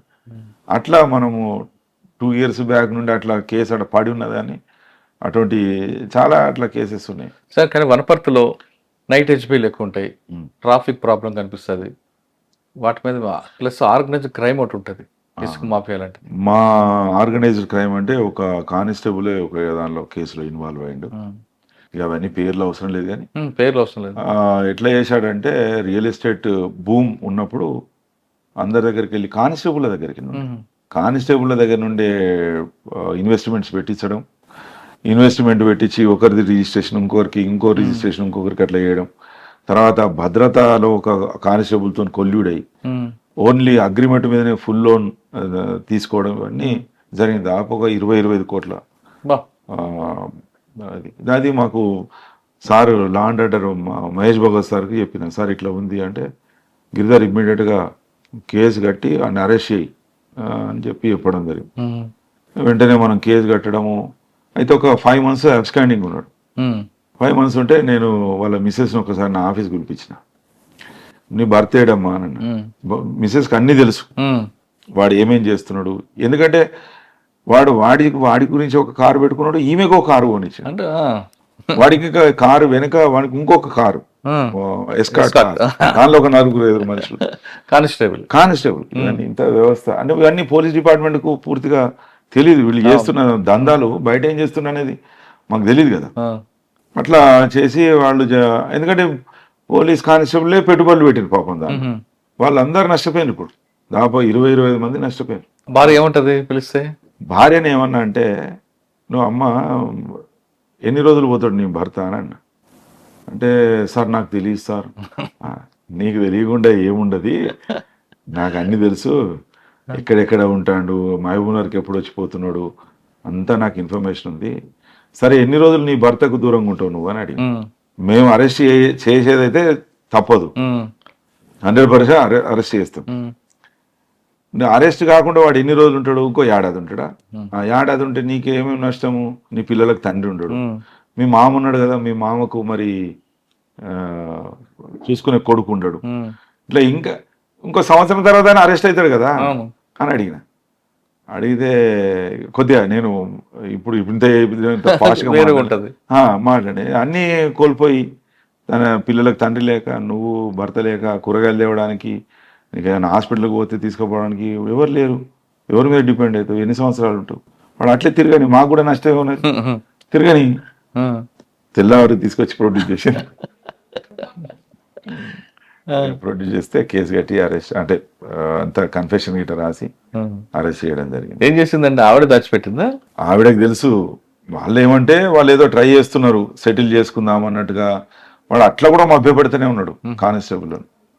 నేను వీళ్ళు కొంతమంది కానిస్టేబుల్ బతిని వాడడం, సార్ కొద్ది రోజులు ఆగండి సార్ అని. సరే పాపం వాళ్ళకు కొద్దిగా డబ్బు వస్తుందన్న, కానీ లాస్ట్కు నాకు కూడా చికాకు అనిపించింది. ఇదేంది తమాషా, కేసు కట్టి 4-5 months అవుతున్నది, పిలిపించి చేసిన. సార్ వనపర్తి టౌన్లో లేకపోతే మీ జోన్లో సీసీ కెమెరాలు పెట్టించడం, వాటి మీద మేము ఛార్జ్ తీసుకున్నప్పుడు సీసీటీవీ కెమెరాలు ఉండేటివి, కానీ అవి పని చేయకపోవడం, పగిలిపోవడం, కేబుల్ ఊడిపోవడం, అంటే దాన్ని రివైవ్ చేసి కొత్తగా దాదాపు 1000 కెమెరాల దాకా పెట్టించామండి. దాంతో చాలా మంచి రిజల్ట్స్ వచ్చినాయి మాకు. దొంగతనాలలో దాదాపుగా మేము 66 గ్రేవ్ అఫెన్స్లో డిటెక్ట్ కాకుండా ఒక్కటి లేదు. 66 కేసులు ఉన్నాయి నా టైంలో జరిగిన, సంవత్సరం మీద 6 నెలలు 4 నెలల మీద 66 కేసులు డిటెక్ట్ చేయడం జరిగింది. రెండోది ఏంటంటే మేము చేసిన గొప్ప పోలీసు, వనపర్తి పోలీసు చేసిన గొప్ప అచీవ్మెంట్ ఏంటంటే డీజేని కంట్రోల్ చేయగలిగింది. మేము చాలా ప్లాన్డ్గా పోయినాం. ఎందుకంటే నాకు V V Srinivasa Rao sir culture, significance of culture గురించి చెప్పాడు. దాని మీద కల్చర్ని ఎట్లా వాడుకోవాలి, మనం మార్పు ఎట్లా తీసుకురావాలనే దాని మీద నేను ఆలోచన చేసి ఏం చేశానంటే 2 నెలల ముందే ఈ గణేష్ ఉత్సవ కమిటీ వాళ్ళను, ఆర్గనైజర్స్ అందరిని పిలిపించడం, డీజే వాళ్ళని పిలిపించడం, ఎట్ ద సేమ్ టైం కళలు ఏవైతే ఉంటాయో బుర్రకథ, హరికథ, వీళ్ళందరినీ, సన్నాయి, ఇవన్నీ మన తెలంగాణ లోకల్ నేటివిటీ కళల వాళ్ళందరినీ పిలిపించాం. అక్కడ ఉన్న వాళ్ళు కలెక్టర్ ఆఫీస్లో ఉన్న కల్చర్ డిపార్ట్మెంట్ వాళ్ళతో మాట్లాడి అందరిని ఇన్వైట్ చేసి, మాకు తెలిసిన పిఆర్ఓతో అందరిని పిలిపించి అందరికీ చెప్పినాం, ఈ ప్రజెంటేషన్ ఇచ్చాం. ఇది మన సంస్కృతి. డీజే అనేది మన సంస్కృతి కాదు. డీజే ఒక దుర్మార్గమైన వ్యవస్థ. అది సౌండ్ పొల్యూషను, పిచ్చి గెంతులు, తాగడాలు, ఇవన్నీ గణేష్ ఉత్సవానికి వ్యతిరేకంగా చేస్తున్నాం అనేది వాళ్ళలో బాగా పెనట్రేట్ చేయగలేము, వాళ్ళ మైండ్లోకి వెళ్ళిపోయినాక గ్రామాల ప్రాంతాలలో 100% డీజే లేకుండా చేయగలిగినాం. వనపర్తిలో కూడా ఒక 4-5 గణేష్లు డీజే పెట్టుకున్నారు, సింగిల్ పిన్ పెట్టుకొని, దట్టు వితిన్ 1 hourలో కంప్లీట్ చేసుకున్నారు.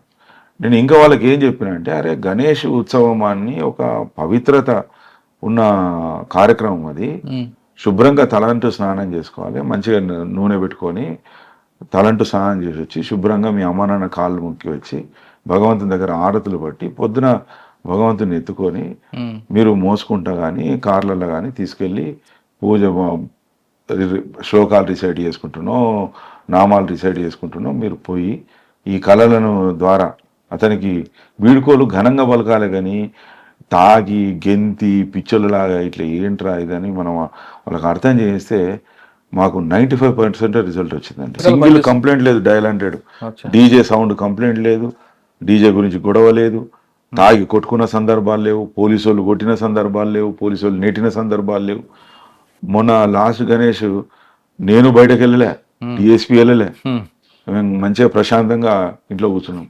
గణేష్ అదే అయిపోయింది. మళ్ళీ ఇంకోటి ఏంటంటే మనకు హుక్స్ తెప్పించడం జరిగింది. వనపర్తి ఫస్ట్ టైం నేను జాయిన్ అయిన తర్వాత గణేష్ వచ్చినప్పుడు మా నాన్నగారు చనిపోయారు. అప్పుడే హుక్స్ తెప్పించడం జరిగింది. ఆ హుక్స్ మనకు ఇక్కడ హైదరాబాద్ ఏవైతే క్రెయిన్స్ వాడతారో అవే హుక్స్ అక్కడ మనకు తొందరగా పడడము, తర్వాత అక్కడ నీట్గా అన్నీ ఎక్కడైతే గణేష్ వేస్తారో అక్కడ ప్రాంతాలన్నీ కట్టుదిట్టం చేయడము, పబ్లిక్ దూరంగా ఉండేటట్టుగా, ఎలక్ట్రిక్ వైర్ల విషయంలో కూడా జాగ్రత్తలు తీసుకున్నాం. సీసీటీవీ కెమెరాలు పెట్టించాం. ఉమెన్ కొద్దిగా దూరంగా ఉంచడం, పిల్లల్ని దూరంగా ఉంచడం, ముసలి వాళ్ళని దూరంగా ఉంచడం, ఇవన్నీ మనము కానిస్టేబుల్కి క్లియర్ చెప్పడం, ముసలి వాళ్ళకు సెపరేట్ చైర్లు వేయించడం జరిగింది అక్కడ కూర్చొని చూడడానికి, లేడీస్కు చైర్లు అంటే విజిటర్స్కు చైర్స్, వాళ్ళకు మంచినీళ్ళు ప్రొవైడ్ చేయడం, రూటు మంచిగా నీట్గా తయారు చేయడం. ఆదర్శ సురభి గారు కలెక్టర్ గారు బాగా కోఆపరేట్ ఉండే నాకు బాగా. దాని తర్వాత ఏఆర్ ఆర్మడ్ రిజర్వ్ ఫోర్స్ వాళ్ళది బిల్డింగ్ అండర్ కన్స్ట్రక్షన్ ఉంటే అది అట్లా ఆగిపోయింది. ఎక్కడో దూరంగా 6 కిలోమీటర్ల దూరంలో ఉంటే వాళ్ళందరూ అంత దూరం నుండి అక్కడికి వెళ్ళాలి, ఇక్కడికి రావాలి, ఇబ్బందులు జరుగుతున్నాయని చెప్పి కలెక్టర్ గారితో ఎస్టిమేషన్ వేస్తే ఒక 15 లక్షలు అయితే లివేబుల్ కండిషన్లోకి తీసుకురావచ్చు. ఫ్లోరింగ్ అవి సెప్టిక్ ట్యాంక్ ఒక 2-3 కట్టేస్తే వాటర్ కనెక్షన్ ఇస్తే అయిపోతుందని చెప్తే ఆ భగీరథ పైప్ లైన్ తవ్వించాం. వాటర్ సార్ దగ్గరికి పోయి కలెక్టర్ గారి దగ్గర పోయి అడిగితే కలెక్టర్ గారు 15 లక్షలు అంటే నాతో కావండి, 10 లక్షల వరకు ఇస్తా అన్నాడు. సరే మీరు ఎంత ఇవ్వండి, మేము వర్క్ స్టార్ట్ చేస్తామని ఆ 10 ల్యాక్స్తోని ఆ ఫ్యాన్లు, ఎలక్ట్రికల్ కేబుల్ అవి ఇవన్నీ పెట్టించి ఫ్లోరింగ్ అంతా ఏం చేసి మా డీజీపీ జితేందర్ సార్ గారు అప్పుడు వనపర్తికి వస్తే అతనితో సార్తోని ఇనాగరేషన్ చేయించడము, తర్వాత వాటర్ ప్యూరిఫైయర్లు పెట్టించడము, భగీరథ పైప్ లైన్స్ వేయించడము, ఒక 3000 చెట్లు అట్లా పెట్టించడము వనపర్తిలో. ఇది ఒకటి కాకుండా దున్నపోతుల బలి ఇచ్చేది దాదాపు అది గ్రామ దేవతల జాతరలు అయితే దున్నపోతుల బలి ఇస్తున్నాయని చెప్పి అది అవాయిడ్ చేయించాలని చెప్పి ఇన్స్పెక్టర్లకు, ఎస్ఐలకు, డిఎస్పీ వాళ్ళతో మాట్లాడి వాళ్ళని పిలిపించి చెప్పడం జరిగింది. అయినా కానీ కొంతమంది ట్రై చేస్తే 13 దున్నపోతులను రెస్క్యూ చేశాం. ఒక్క దున్నపోతును కూడా బలి ఇవ్వకుండా చూడగలిగాం. ఇది ఒకటి. ఎంతకాలం పనిచేస్తారండి వనపర్తిలో? 1 year 4 months చేశాం. 1 year 4 months లో మీ మార్కులు చెప్పుకొచ్చారు. కానీ ఇది చేయలేకపోయాను అనేది ఏముందా? ఏమో పోలీసింగ్ లో చేయలేకపోయినా ఎక్కువ ఉంటాయి, ఇంకా చాలా చేయొచ్చు. అంటే బాగా చేసాం. ప్రతి ఏదో ఒకటి చెప్పండి చేయలేకపోయానని. కొత్తకోట ఇన్స్పెక్టర్ నేను కలిసి కొత్తకోట మా ఏరియా నుండి 44 హైవే వెళ్తుంది. హైవే వెళ్తే అక్కడ మేజర్ యాక్సిడెంట్స్ జరిగినాయి, మీకు తెలుసు కదా. బెంగళూరు హైవే మీద పెద్ద పెద్ద యాక్సిడెంట్స్, వీటిని అవాయిడ్ చేయడం ఎట్లా అని చెప్పి మేము వర్క్ చేస్తే మాకు ఒక 40 పాయింట్ల దగ్గర మాకు డిఫెక్ట్స్ కనబడ్డాయి. వెంటనే కలెక్టర్ గారితో మాట్లాడేటప్పుడు రోడ్ సేఫ్టీ మీటింగ్ జరుగుతుంది, హైవే అథారిటీస్ వాళ్ళని పిలిపించి కూర్చోబెట్టి అర్థం చేయించి వాళ్ళ వెనుకబడి ఆ ఇల్యూమినేషను, క్యాట్ ఐసు, ఆ స్ట్రిప్స్, మనము మూమెంట్ రెస్ట్రిక్ట్ చేయడము, ఓపెన్ ఎక్కడ వేయాలా అన్నీ చేస్తే 2 and above యాక్సిడెంట్స్ అంటే ఫ్యాటల్ ఇన్సిడెంట్ యాక్సిడెంట్లో 2 కంటే ఎక్కువ చనిపోయిన సంఘటనలు మేమున్న 10 years జరగాలి. అంతకుముందు దాదాపు 6-7 ఉండేది. అంటే 5 చనిపోయినాయి, 6 చనిపోయినాయి, అట్లా 5-6 ఉండేటివి. కానీ వనపర్తిలో ల్యాండ్ రైడ్ పెరగడంతో కేసులు ఎక్కువ అవడం, సివిల్ మ్యాటర్స్ ఎక్కువ అవడం, దాంట్లో కొంత ఇబ్బంది వచ్చింది. మీకు ఫోర్స్ మీకు ప్రెజర్ కూడా వచ్చిందని ఉంది. ఇదే ఇటువంటివే ఈ కేసులే అన్ని కేసులు. ఇంకొకటి ఇటువంటి ఇన్సిడెంట్లోనే ఒక బలమైన వ్యక్తి అక్కడ బాగా ఇబ్బందులు పెడుతున్నాడు అని చెప్తే కేసు కట్టించడం జరిగింది, అరెస్ట్ కూడా చేయడం జరిగింది. దాంతో అందరూ కంట్రోల్ అయిపోయింది. రాణిపేట మీద ఎక్కువ ఎందుకు ఫోకస్ చేశారండి మీరు? రాణిపేట ఇక్కడ వనపర్తిలో లేదు. వనపర్తి హైవే నుంచి లోపలికి వెళ్తుంటుంటారు. పెబ్బేరు ఉంది, పెబ్బేరు నుంచి కొంచెం ముందుకు వెళ్తాయి రాణిపేట, రాజాపేట అనేది ఉంటాయి కదా. రాజాపేట ఉన్నది, దాని మీద ఎస్సీ అది నేను అంటే అన్అఫిషియల్గా అంటే కలెక్టర్ గారు ఎక్కువ ఇన్వాల్వ్ అయ్యారు, నేను సపోర్ట్ ఇచ్చాను దాన్ని. ఓకే, వనపర్తి తర్వాత ఇక్కడికి వచ్చారు, హిందీలోకి వచ్చాను. ఇక్కడ రాగానే గవర్నమెంట్ మీదకి ఈగల్ ఫోర్స్ ఎక్కువ టాప్ ప్రయారిటీ ఈగల్ ఫోర్స్ అంటే గంజా రహిత రాష్ట్రంగా ప్రకటించిపోతుంది. మీ రోల్ ఏంటో వచ్చింది, మీ పోర్షన్ ఎంతవరకు ఉందండి? ఇప్పుడు నేను ఈస్ట్ ఎస్పీగా ఉన్నానండి. అంటే హైదరాబాద్ మరియు టాస్క్ ఫోర్స్కు ఇన్ఛార్జ్గా సీతారాం గారు ఉన్నారు, నేనేమో ఈస్ట్ అంటే ఎక్స్క్లూడ్ చేస్తూ ఏదైతే హైదరాబాదు మరియు టాస్క్ ఫోర్స్ కాక మిగతా రాష్ట్రం అంతా నేను ఇన్ఛార్జ్గా ఉన్నా. వచ్చిన తర్వాత ఇన్ఫర్మేషన్ ఏది ఉన్నా కానీ మనం డైరెక్టర్ సార్కి ఇవ్వడం జరుగుతుంది. డైరెక్టర్ సార్ దాని మీద డిస్కస్ చేసి ఆపరేషన్ మోడ్లోకి తీసుకొచ్చి టీమ్స్ ఫామ్ చేసి పంపించడం జరుగుతుంది. మేము వచ్చిన తర్వాత చాలా మంచి మేజర్ ఇన్సిడెంట్స్ మనం కంట్రోల్ చేయాలి. చాలా ఈవెంట్స్ జరిగినట్టున్నాయి కదా, ఒక ఈవెంట్ చెప్పండి. అంటే మొన్న దుబాయ్ అదొకటి చెప్పండి. ముందు కొంతమంది మాజీలు, ప్రజాప్రతినిధులు రిసార్ట్ల మీరు స్వయంగా వెళ్ళడం, దుబాయ్ నుండి అంటే బ్యాంకాక్ నుండి, అది బ్యాంకాక్ నుండి మనకు హైదరాబాద్కు ఓజీ గాంజా తీసుకొని వచ్చి ఒకరు పట్టుబడ్డారు, ఇంకొక అతను మిస్ అయ్యారని చెప్పి నాకు సందీప్ బాగా ఐఆర్ఎస్ గారు నాకు తమ్ముళ్ళు అంటారు. ఏదో మాట సందర్భం వస్తే ఇట్లా దొరికింది సార్, ఒకడు ఎస్కేప్ అయినట్టే ఎవరు అదే అంటే పలానా అంటే ఏమన్నా ఎవిడెన్స్ ఉందా అంటే కొంత ఇన్ఫర్మేషన్ ఇచ్చారు. వెంటనే మనము డైరెక్టర్ సార్కి చెప్పడం, డైరెక్టర్ సార్ టీమ్స్ ఫామ్ చేసి మనం ఎంత యాక్టివ్గా రియాక్ట్ అయినామంటే చాలా స్పీడ్గా రియాక్ట్ కావడం వల్ల మనం ఒక పర్సన్ను కూకట్పల్లి ప్రాంతంలో మనం దొరకబట్టుకున్నాం. చూస్తే అతని దగ్గర కూడా 15 కిలోల ఓజీ గాంజా అంటే హైడ్రోఫోనిక్ గాంజా అంటారు, నీళ్ళలో పండించింది. మామూలు గాంజాలో టీఎస్సీ వాల్యూ అంటే మత్తు ఇచ్చే పర్సెంటేజ్ 4 to 5% ఉంటుంది. ఓజీ గాంజాలో 35 to 40% ఉంటుంది.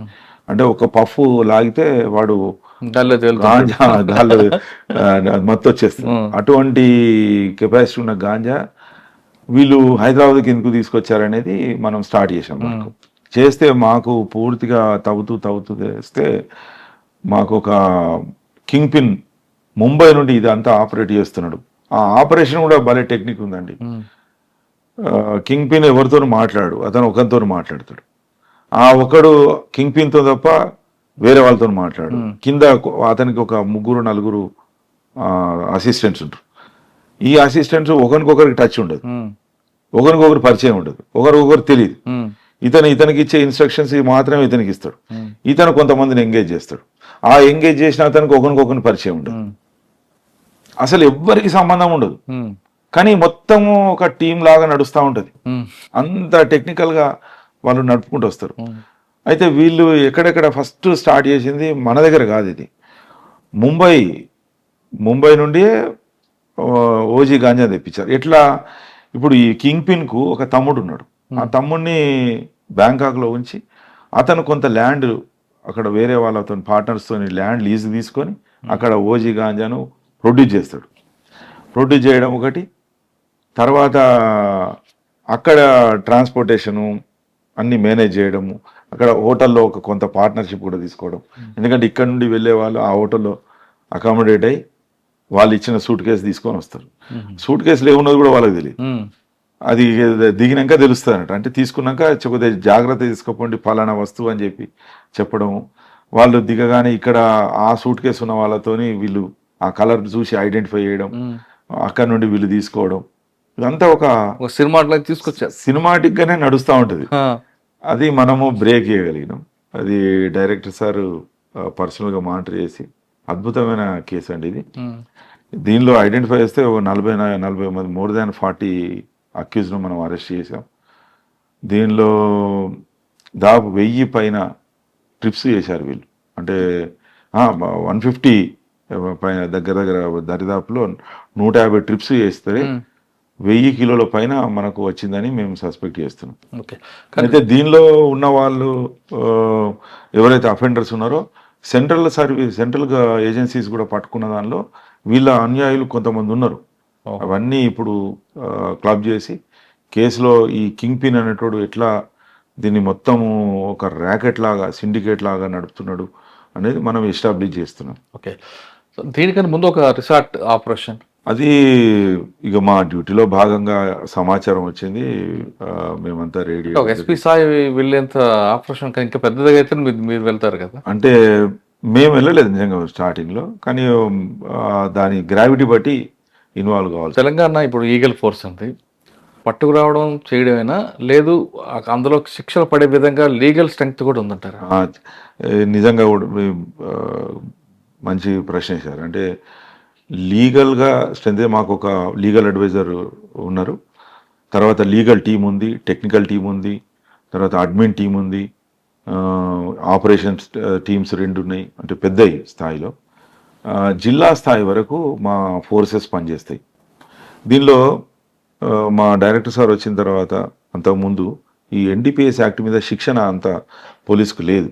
యాక్చువల్గా ఇది ఆనంద్ సార్ హయాంలో హెచ్న్యూ ఏర్పడ్డది. హెచ్న్యూ తర్వాత టీజీ న్యాబ్ రావడం, తర్వాత మళ్ళీ ప్రస్తుతం రేవంత్ రెడ్డి సార్ వచ్చి అసలు దీన్ని ఎట్టి పరిస్థితుల్లో తెలంగాణలో గాంజా అని మాదక ద్రవ్యాలు ఉండొద్దు అనడం, దానికి కూడా మన మళ్ళీ ఫార్చునేట్లీ మా అప్పుడు సిపిగా పనిచేసిన ఆనంద్ సార్ ఇప్పుడు డీజీపీగా రావడం, ఎక్స్పీరియన్స్డ్ ఆఫీసరు డైరెక్టర్ సార్ ఉండడం, ఇవన్నీ ఈగిల్ ఫోర్స్ స్ట్రెంథనింగ్కు కారణమేనాయి. దీనిలో మాకు ఈ శిక్షణ అనేది బాగా వర్కౌట్ చేశాడు సార్. మేమంతా మా ఆఫీసర్స్ అంతా ట్రైన్డ్ ఆఫీసర్స్, కానిస్టేబుల్ దాకా, చివరి కానిస్టేబుల్ దాకా ఎన్డీపీఎస్ చట్టము, దాని యొక్క రూల్స్ రెగ్యులేషన్స్, ఎస్ఓపి ప్రొసీజరు, ఇవన్నీ ప్రతి ఆఫీసర్కి తెలియాలని చెప్పి 22 డిఫరెంట్ టైప్స్ ఆఫ్ కోర్సెస్ పెట్టి అందరూ ఆఫీసర్లకు ఇప్పటివరకు కానిస్టేబుల్ నుండి ఐపీఎస్ ఆఫీసర్ వరకు మల్టిపుల్ టైమ్స్ ట్రైనింగ్ ఇవ్వడం జరిగింది. దీనిలో ఒకటి ఏంటంటే గాంజాను ప్రివెంటివ్ మోడ్లో ఇప్పుడు డిమాండ్ సప్లై చెప్పుకుంటున్నాం కదా, ఈ సప్లై చైన్ కట్ చేయడం ఎట్లా ఒకటి, డిమాండ్ను రిడ్యూస్ చేయడం ఒకటి, సప్లై డిమాండ్ ఈ చైన్ కట్ చేసినప్పుడు దాన్ని కోర్టులో ఎట్లా ఎస్టాబ్లిష్ చేయాలి, గట్టిగా బలమైన కేసుగా శిక్ష పడే తీరుగా ఎట్లా తీసుకురావాలి అనే దాని మీద 25 టెంప్లెట్స్ ఎస్ఓపి తయారు చేయడం జరిగింది. ఇన్సిటు ఎక్కడ దొరికితే అక్కడే కేసు, దాని మీదనే బిల్డప్ చేసుకుంటా ఉన్నది ఉన్నట్టుగా చూపెట్టే విధానంలో మనం మోడ్లోకి ఎంటర్ అయినాం. కాబట్టి ఈ మధ్య శిక్షలు పడుతున్నాయి, మీకు అబ్జర్వ్ చేస్తున్నారు కావచ్చు, 10 సంవత్సరాలు 20 సంవత్సరాలు శిక్షలు పడుతున్నాయి. ఈ ఎన్డీపీఎస్ యాక్ట్ యొక్క భయంకరమైన స్వరూపము వీళ్ళకి అర్థమైతలేదు ఈ అఫెండర్స్. ఇది చాలా భయంకర ప్రొసీజర్ మీద ఆధారపడి దీనికి కన్విక్షన్స్ పడతాయి. దీనిలో కనీసం 10 సంవత్సరాలు, కనీసం 20 సంవత్సరాలు ఇట్లా ఉంటాయి శిక్షలు. అంటే దీంట్లో 10 సంవత్సరాలతో పాటు ప్రాపర్టీ సీజ్ కూడా ఉందట కదండి.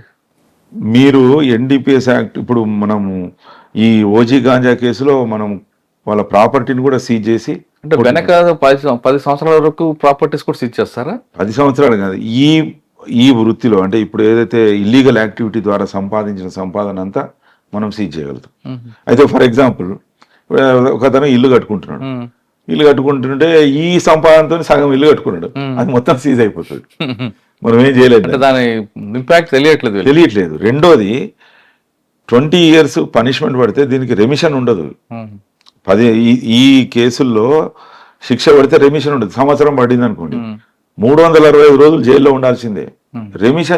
రెమిషన్ అంటే ఏంటంటే సూపరింటెండెంట్ ఆఫ్ జైల్ వాళ్ళు మన రిగరస్ ఇంప్రిజన్మెంట్ పడితే రిగరస్ వర్క్ చేస్తున్నాడు, కాండక్ట్ బాగుంది కాబట్టి, ఫర్ ఎగ్జాంపుల్ ల్యాబొరేటరీస్ క్లీన్ చేస్తున్నాడు అనుకుందాం, స్వతహాగానే స్వచ్ఛందంగానే వాళ్ళకు ఒక 7 days to 10 days వరకు ఇస్తారు. కుకింగ్ వర్క్ చేస్తున్నారు వాళ్ళకు 7 days. లేబర్ వర్క్ చేస్తున్నారు, ఏది మగ్గాలు నేయడము, తర్వాత వెల్డింగ్ వర్క్ చేయడము, కొన్ని హజార్డస్ వర్క్ చేస్తుంటే ఇవ్వడం. తర్వాత ఇంకా ఎక్స్ట్రాడినరీ కాండక్ట్ మంచిగా చూపెడుతున్నాడు, ఇంకొక 3 days 4 days అట్లా వాళ్ళకు ఆ అథారిటీ ఉంది, దాని మీద వాళ్ళకి రెమిషన్ ఇస్తారు. ఎన్డీపీఎస్ చట్టంలో రెమిషన్కి ఛాన్స్ లేదు. కాబట్టి 1 year పడ్డదంటే 1 year ఉండాల్సిందే. తర్వాత పెరోల్ మీద బయటకు వస్తారు, పెరోల్ మీద మనం వచ్చినా కానీ మళ్ళీ అదంతా అనుభవించాల్సిందే. ఇట్లా రెమిషన్ లేని చట్టం ఇది, అందుకే ఇది చాలా భయంకరమైన చట్టం. దీన్ని ఈగల్ ఫోర్స్ ఎక్కువగా కమర్షియల్ క్వాంటిటీ మీద ప్రయారిటీ ఇస్తుంది తప్ప ఇంటర్మీడియట్ క్వాంటిటీ మీద తక్కువ ఉందన్నది ఒక వార్త. లేదు సార్, అని మేము అన్ని రకాలుగా ఇప్పుడు ఆలోచన ఇది సార్ వాళ్ళది, డిమాండ్ సప్లై, డిమాండ్ను కొట్టేస్తే సప్లై ఉండదు అనే ఉద్దేశంగా సప్లైని మేము చాలా వరకు కమర్షియల్ క్వాంటిటీని కానీ ఇంటర్మీడియట్ క్వాంటిటీని, స్మాల్ క్వాంటిటీ అన్నిటిని అడ్డుకుంటున్నాం. ఇప్పుడు ఫర్ ఎగ్జాంపుల్ మాకు రైల్వే వాళ్ళకు కూడా ఒక ఫోర్స్ ఇవ్వడం జరిగింది, ఒక ఏసీపీ స్థాయి అధికారి, సిఐ, ఎస్ఐలు ఉన్నారు. ఇప్పుడు ఒరిస్సా నుండి ఈ ప్రాంతాల నుండి కానీ బెంగళూరు నుండి కానీ వచ్చే ట్రైన్స్ కూడా మేము చెక్ చేస్తున్నాం. ట్రైన్లలో 10 kilos, 7 kilos, 20 kilos, 40 kilos, 100 kilos దొరికిన కేసెస్ చాలా ఉన్నాయి మాకు. ఎవ్రీ మంత్ 1 or 2 కేసెస్ దొరుకుతూనే ఉన్నాయి. అట్లా ఆపుతున్నాం. తర్వాత చిన్న వెహికల్స్ మీద, 2 wheelers మీద వెళ్తున్నారు, తెచ్చి మన కన్జ్యూమర్స్కు చిన్న ప్యాకెట్లు చేసి అమ్ముతున్నారంటే అట్లా ఇన్ఫర్మేషన్ తీసుకొని లోకల్ పోలీస్ సపోర్ట్ తీసుకొని అరెస్ట్ చేస్తున్నాం. థర్డ్ది ఏంటంటే మనము డిమాండ్ ఉండద్దు అన్న ఉద్దేశంగా ఎవరైతే మాకు అది డ్రగ్ తీసుకొని మనకు పాజిటివ్గా వస్తే వాళ్ళకు మన సెక్షన్ అంటే GOMS 4 ప్రకారంగా మనం వాళ్ళకు డిఅడిక్షన్ సెంటర్లు ఎస్టాబ్లిష్ చేయడం జరిగింది. దానిలో డిఅడిక్షన్ సెంటర్లో వాళ్ళు అడ్మిట్ చేయడం, వాళ్ళని పూర్తిగా మానిటర్ చేయడం, వాళ్ళ ఫ్యామిలీలను కూడా ఇన్వాల్వ్ చేయడం, వాళ్ళకు సరైన కౌన్సిలింగ్ అందించేటట్టుగా చేసి పూర్తిగా అది మర్చిపోయేటట్టుగా, డ్రగ్ తీసుకుంటే వాళ్ళు ఎటువంటి పరిస్థితులకు పోతారనే ఆలోచన వాళ్ళ మైండ్లో కూర్చునేదాకా మనం వాళ్ళ వెంట ఉండి వాళ్ళ తర్వాత కూడా వాళ్ళ బిహేవియర్ మీద మనం మానిటర్ చేస్తున్నాం. కానీ దొరుకుతున్న వాళ్ళలో సామాన్యుల పట్ల ఒకలాగా ఉంటుంది, కానీ సెలబ్రిటీలుగా అయితే మరొకలాగా ఉంటుంది. సెలబ్రిటీస్ రిపీట్గా దొరుకుతున్న వాళ్ళ మార్పు తీసుకురాలేకపోతుంది ఈగల్ ఫోర్స్ అనేది. లేదు లేదు, ఇప్పుడు మీకు సామాన్యులు సెలబ్రిటీస్ మీడియా కానీ ప్రపంచానికి కానీ, ఇప్పుడు మేము చట్టపరంగా పనిచేసే వాళ్ళకు చట్టం ఏం చెప్తుందో అంతే మాకు పని. ఇప్పుడు దీనిలో 27 ప్రకారంగా కన్జ్యూమర్స్కు 1 year శిక్ష వరకు ఉంది. దానికి ఇమ్యూనిటీ చట్టమే ఇచ్చింది. ఏంటి, అతను మారే అవకాశం మనం ఇద్దాం, రీసోషలైజ్ చేద్దాం, అతన్ని సొసైటీకి దూరం చేయొద్దు, అతన్ని మనము అబ్యూజ్ చేస్తే అతను ఇంకా డిమోటివేట్ అవుతాడు. మనం అతనికి సరైన కౌన్సిలింగ్ మన స్థాయిలో ఇచ్చి తర్వాత డాక్టర్ల హయాంలో టెస్ట్ చేసి మళ్ళీ దాని ప్రొసీజర్ లీగల్ ప్రొసీజర్ ప్రకారం కోర్టుకు ప్రొడ్యూస్ చేసి కోర్టు దగ్గరలో అతను స్వచ్ఛందంగా ఒక అఫిడవిట్ దాఖలు చేసుకుంటే కోర్టు డిఅడిక్షన్ సెంటర్లో వాళ్ళని అడ్మిట్ చేయడం జరుగుతుంది. ఆ అడ్మిషన్ కూడా ఆ ప్రొసీజర్ కూడా మనం పూర్తిగా ఫాలో అయిన తర్వాత డాక్టర్స్ మళ్ళీ అతను డిఅడిక్ట్ అయిండు, ఇతనికి ఇంట్రెస్ట్ లేదు, మత్తు పదార్థాల మీద ఆశ లేనంత వరకు మనము కౌన్సిలింగ్ అబ్జర్వేషన్లో ఉంచామని చెప్పి మళ్ళీ వాళ్ళు సర్టిఫికేట్ ఇస్తే అప్పుడు అది కేసు క్లోజ్ చేయడం జరుగుతుంది. కానీ కొన్ని కేసుల్లో వీగిపోవడానికి ప్రధాన కారణం ఫ్లవర్ లేకపోవడం, ఉన్న డ్రై దీనికి సీజ్ చేయడం, లేదా కమర్షియల్ క్వాలిటీ అయినప్పుడు ఒక ఎస్ఐ క్యాడర్ కాకుండా హెడ్ కానిస్టేబుల్తో సెర్చ్ చేయించడం, రిపోర్ట్ చేయించడం, లేదా ఎఫ్ఎస్ఎల్ రిపోర్ట్ లేకుండా కూడా కొన్ని చేయడం, ఇటువంటి టెక్నికల్ రీజన్స్ వల్ల కొన్ని కేసులు పోతుంటాయి అంటారు. ఈ టెక్నికల్ కేసెస్లో మీరు చెప్పినవి కొన్ని ఉన్నాయి. అయితే మనం ఏం చేస్తే ఇది దాని గురించే మా ఆఫీసర్స్ ట్రైనింగ్ అనేది ఇవ్వడం జరిగింది.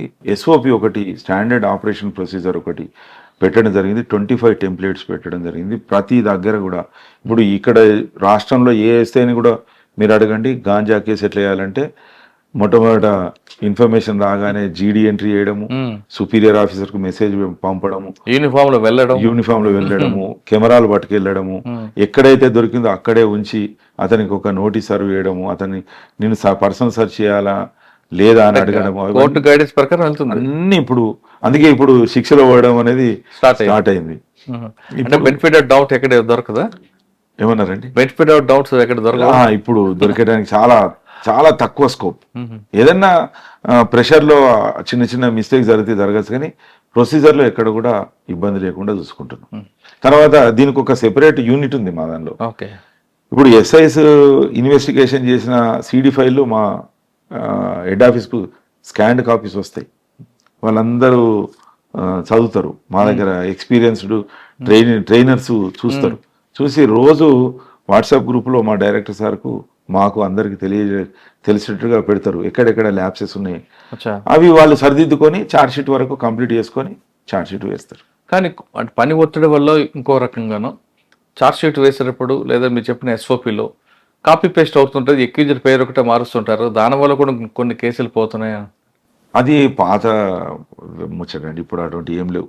కాపీ అండ్ పేస్ట్ ఒక ప్రతి కేసు కూడా ప్రొసీజర్ అయితే ఒకటే ఉంటుంది కదా, అవి కాపీ చేస్తారు కావచ్చు, కానీ పేర్లు తీసేసి అట్లా చేయరు. ఎందుకంటే ప్రతి ఒక డిఫరెంట్ ఎక్యూజర్ పేరు ఒకటే మారుస్తుంది తప్ప కంటెంట్ అదే ఉంటుంది. ఇప్పుడు గాంజా క్వాంటిటీ మారుతుంది, మీకు మెత్ క్వాంటిటీ మారుతుంది, అన్ని క్వాంటిటీస్ మారుతాయి. తర్వాత దొరికే విధానంలో మార్పు ఉంటుంది, పట్టుకునే విధానంలో మార్పు ఉంటుంది, ప్లేస్ మారి ఉంటుంది. మనకు కేసు అంతా ఎన్డీపీఎస్ చట్టం మీదనే ఉంటుంది, ఎన్డీపీఏ మత్తు పదార్థాల గురించే కాబట్టి అన్ని సిమిలర్ కనబడతాయి. కానీ ఏది కూడా దేనికది పర్ఫెక్ట్ ఫాలో అవుతుంది. అంటే రాబోయే కాలంలో ఇంకా కంప్లీట్ గా డ్రై అవుతుంది. ఇంకా ఎఫెక్టివ్ గా పనిచేస్తే శిక్షలు పడ్డ తర్వాత ఒక శిక్ష ఒక గ్రామంలో ఒక మండలంలో ఒక అతనికి 20 సంవత్సరాలు శిక్ష పడ్డదంటే ఆ మండలంలో ఇటువంటి కేసు చేయడానికి ఎవరు ముందుకు రారు. అది చాలా ఇంపాక్ట్ ఉంటుంది. సార్ ఫైనల్ గా చెప్పండి, ఈ డిపార్ట్మెంట్ రావాలనుకునే వరకు మీరు ఇచ్చే మెసేజ్ ఏంటంటే? పోలీస్ డిపార్ట్మెంట్ అనేది సాక్రిఫైస్ చేసుకోవాల్సిన, మనకు ఉద్యోగం ఎక్కడేస్తారు ఏంటి అనేది వాళ్ళు ఆఫీసర్స్ గవర్నమెంట్ ఏది డిసైడ్ చేస్తే మనం అక్కడ పనిచేయాలి. అది దూరమా దగ్గర అనేది చూడొద్దు. తర్వాత పబ్లిక్ ఎవరైతే వస్తారో వాళ్ళు ఏ కష్టం వస్తే ఎవరు రక్షించలేని పరిస్థితి నేను దగ్గరికి వస్తున్నాను కాబట్టి 100% వాళ్ళకి సర్వీస్ ఇవ్వడానికి, సపోర్ట్ ఇవ్వడానికి మనసు ఉంటేనే రండి. కొంతమంది డబ్బుల కోసం వస్తుంటారు, ఇక అదంతా నాకు సంబంధం లేని విషయం. పోలీస్ డిపార్ట్మెంట్లో మనసు పడి పని చేయాలనుకున్న వాళ్ళు మాత్రమే రండి. కానీ ఏదో బ్యాంక్ ఉద్యోగులాగా చేద్దాం, డబ్బులు సంపాదిద్దాం అంటే ఈ డిపార్ట్మెంట్ సూట్ కాదంటున్నారు గిరిధర్ గారు. ఇక్కడికి వచ్చిన వాళ్ళు పేదవాళ్ళు వస్తారు, ముఖ్యంగా బాధితులు వస్తారు కాబట్టి వాళ్ళతో మనసు పెట్టి మాట్లాడితే సగం బాధ వాళ్ళు తగ్గిపోతుంది. అటువంటి ఇష్టమైన ఉద్యోగంలోకి రండి, ఖచ్చితంగా ప్రజలు మీకు మంచి ఆశీస్సులు ఇస్తారంటూ గిరిధర్ గారు చెప్తున్నారు. ఇది ఈ వారం గిరిధర్ గారితో ఎక్స్క్లూజ్ ఇంటర్వ్యూ. వచ్చే వారం మరొక ఇష్టం మళ్ళీ కలుద్దాం. అంతవరకు నమస్తే. థ్యాంక్ యూ అండి. Thank you very much. Thank you అండి, థ్యాంక్ యూ వెరీ మచ్.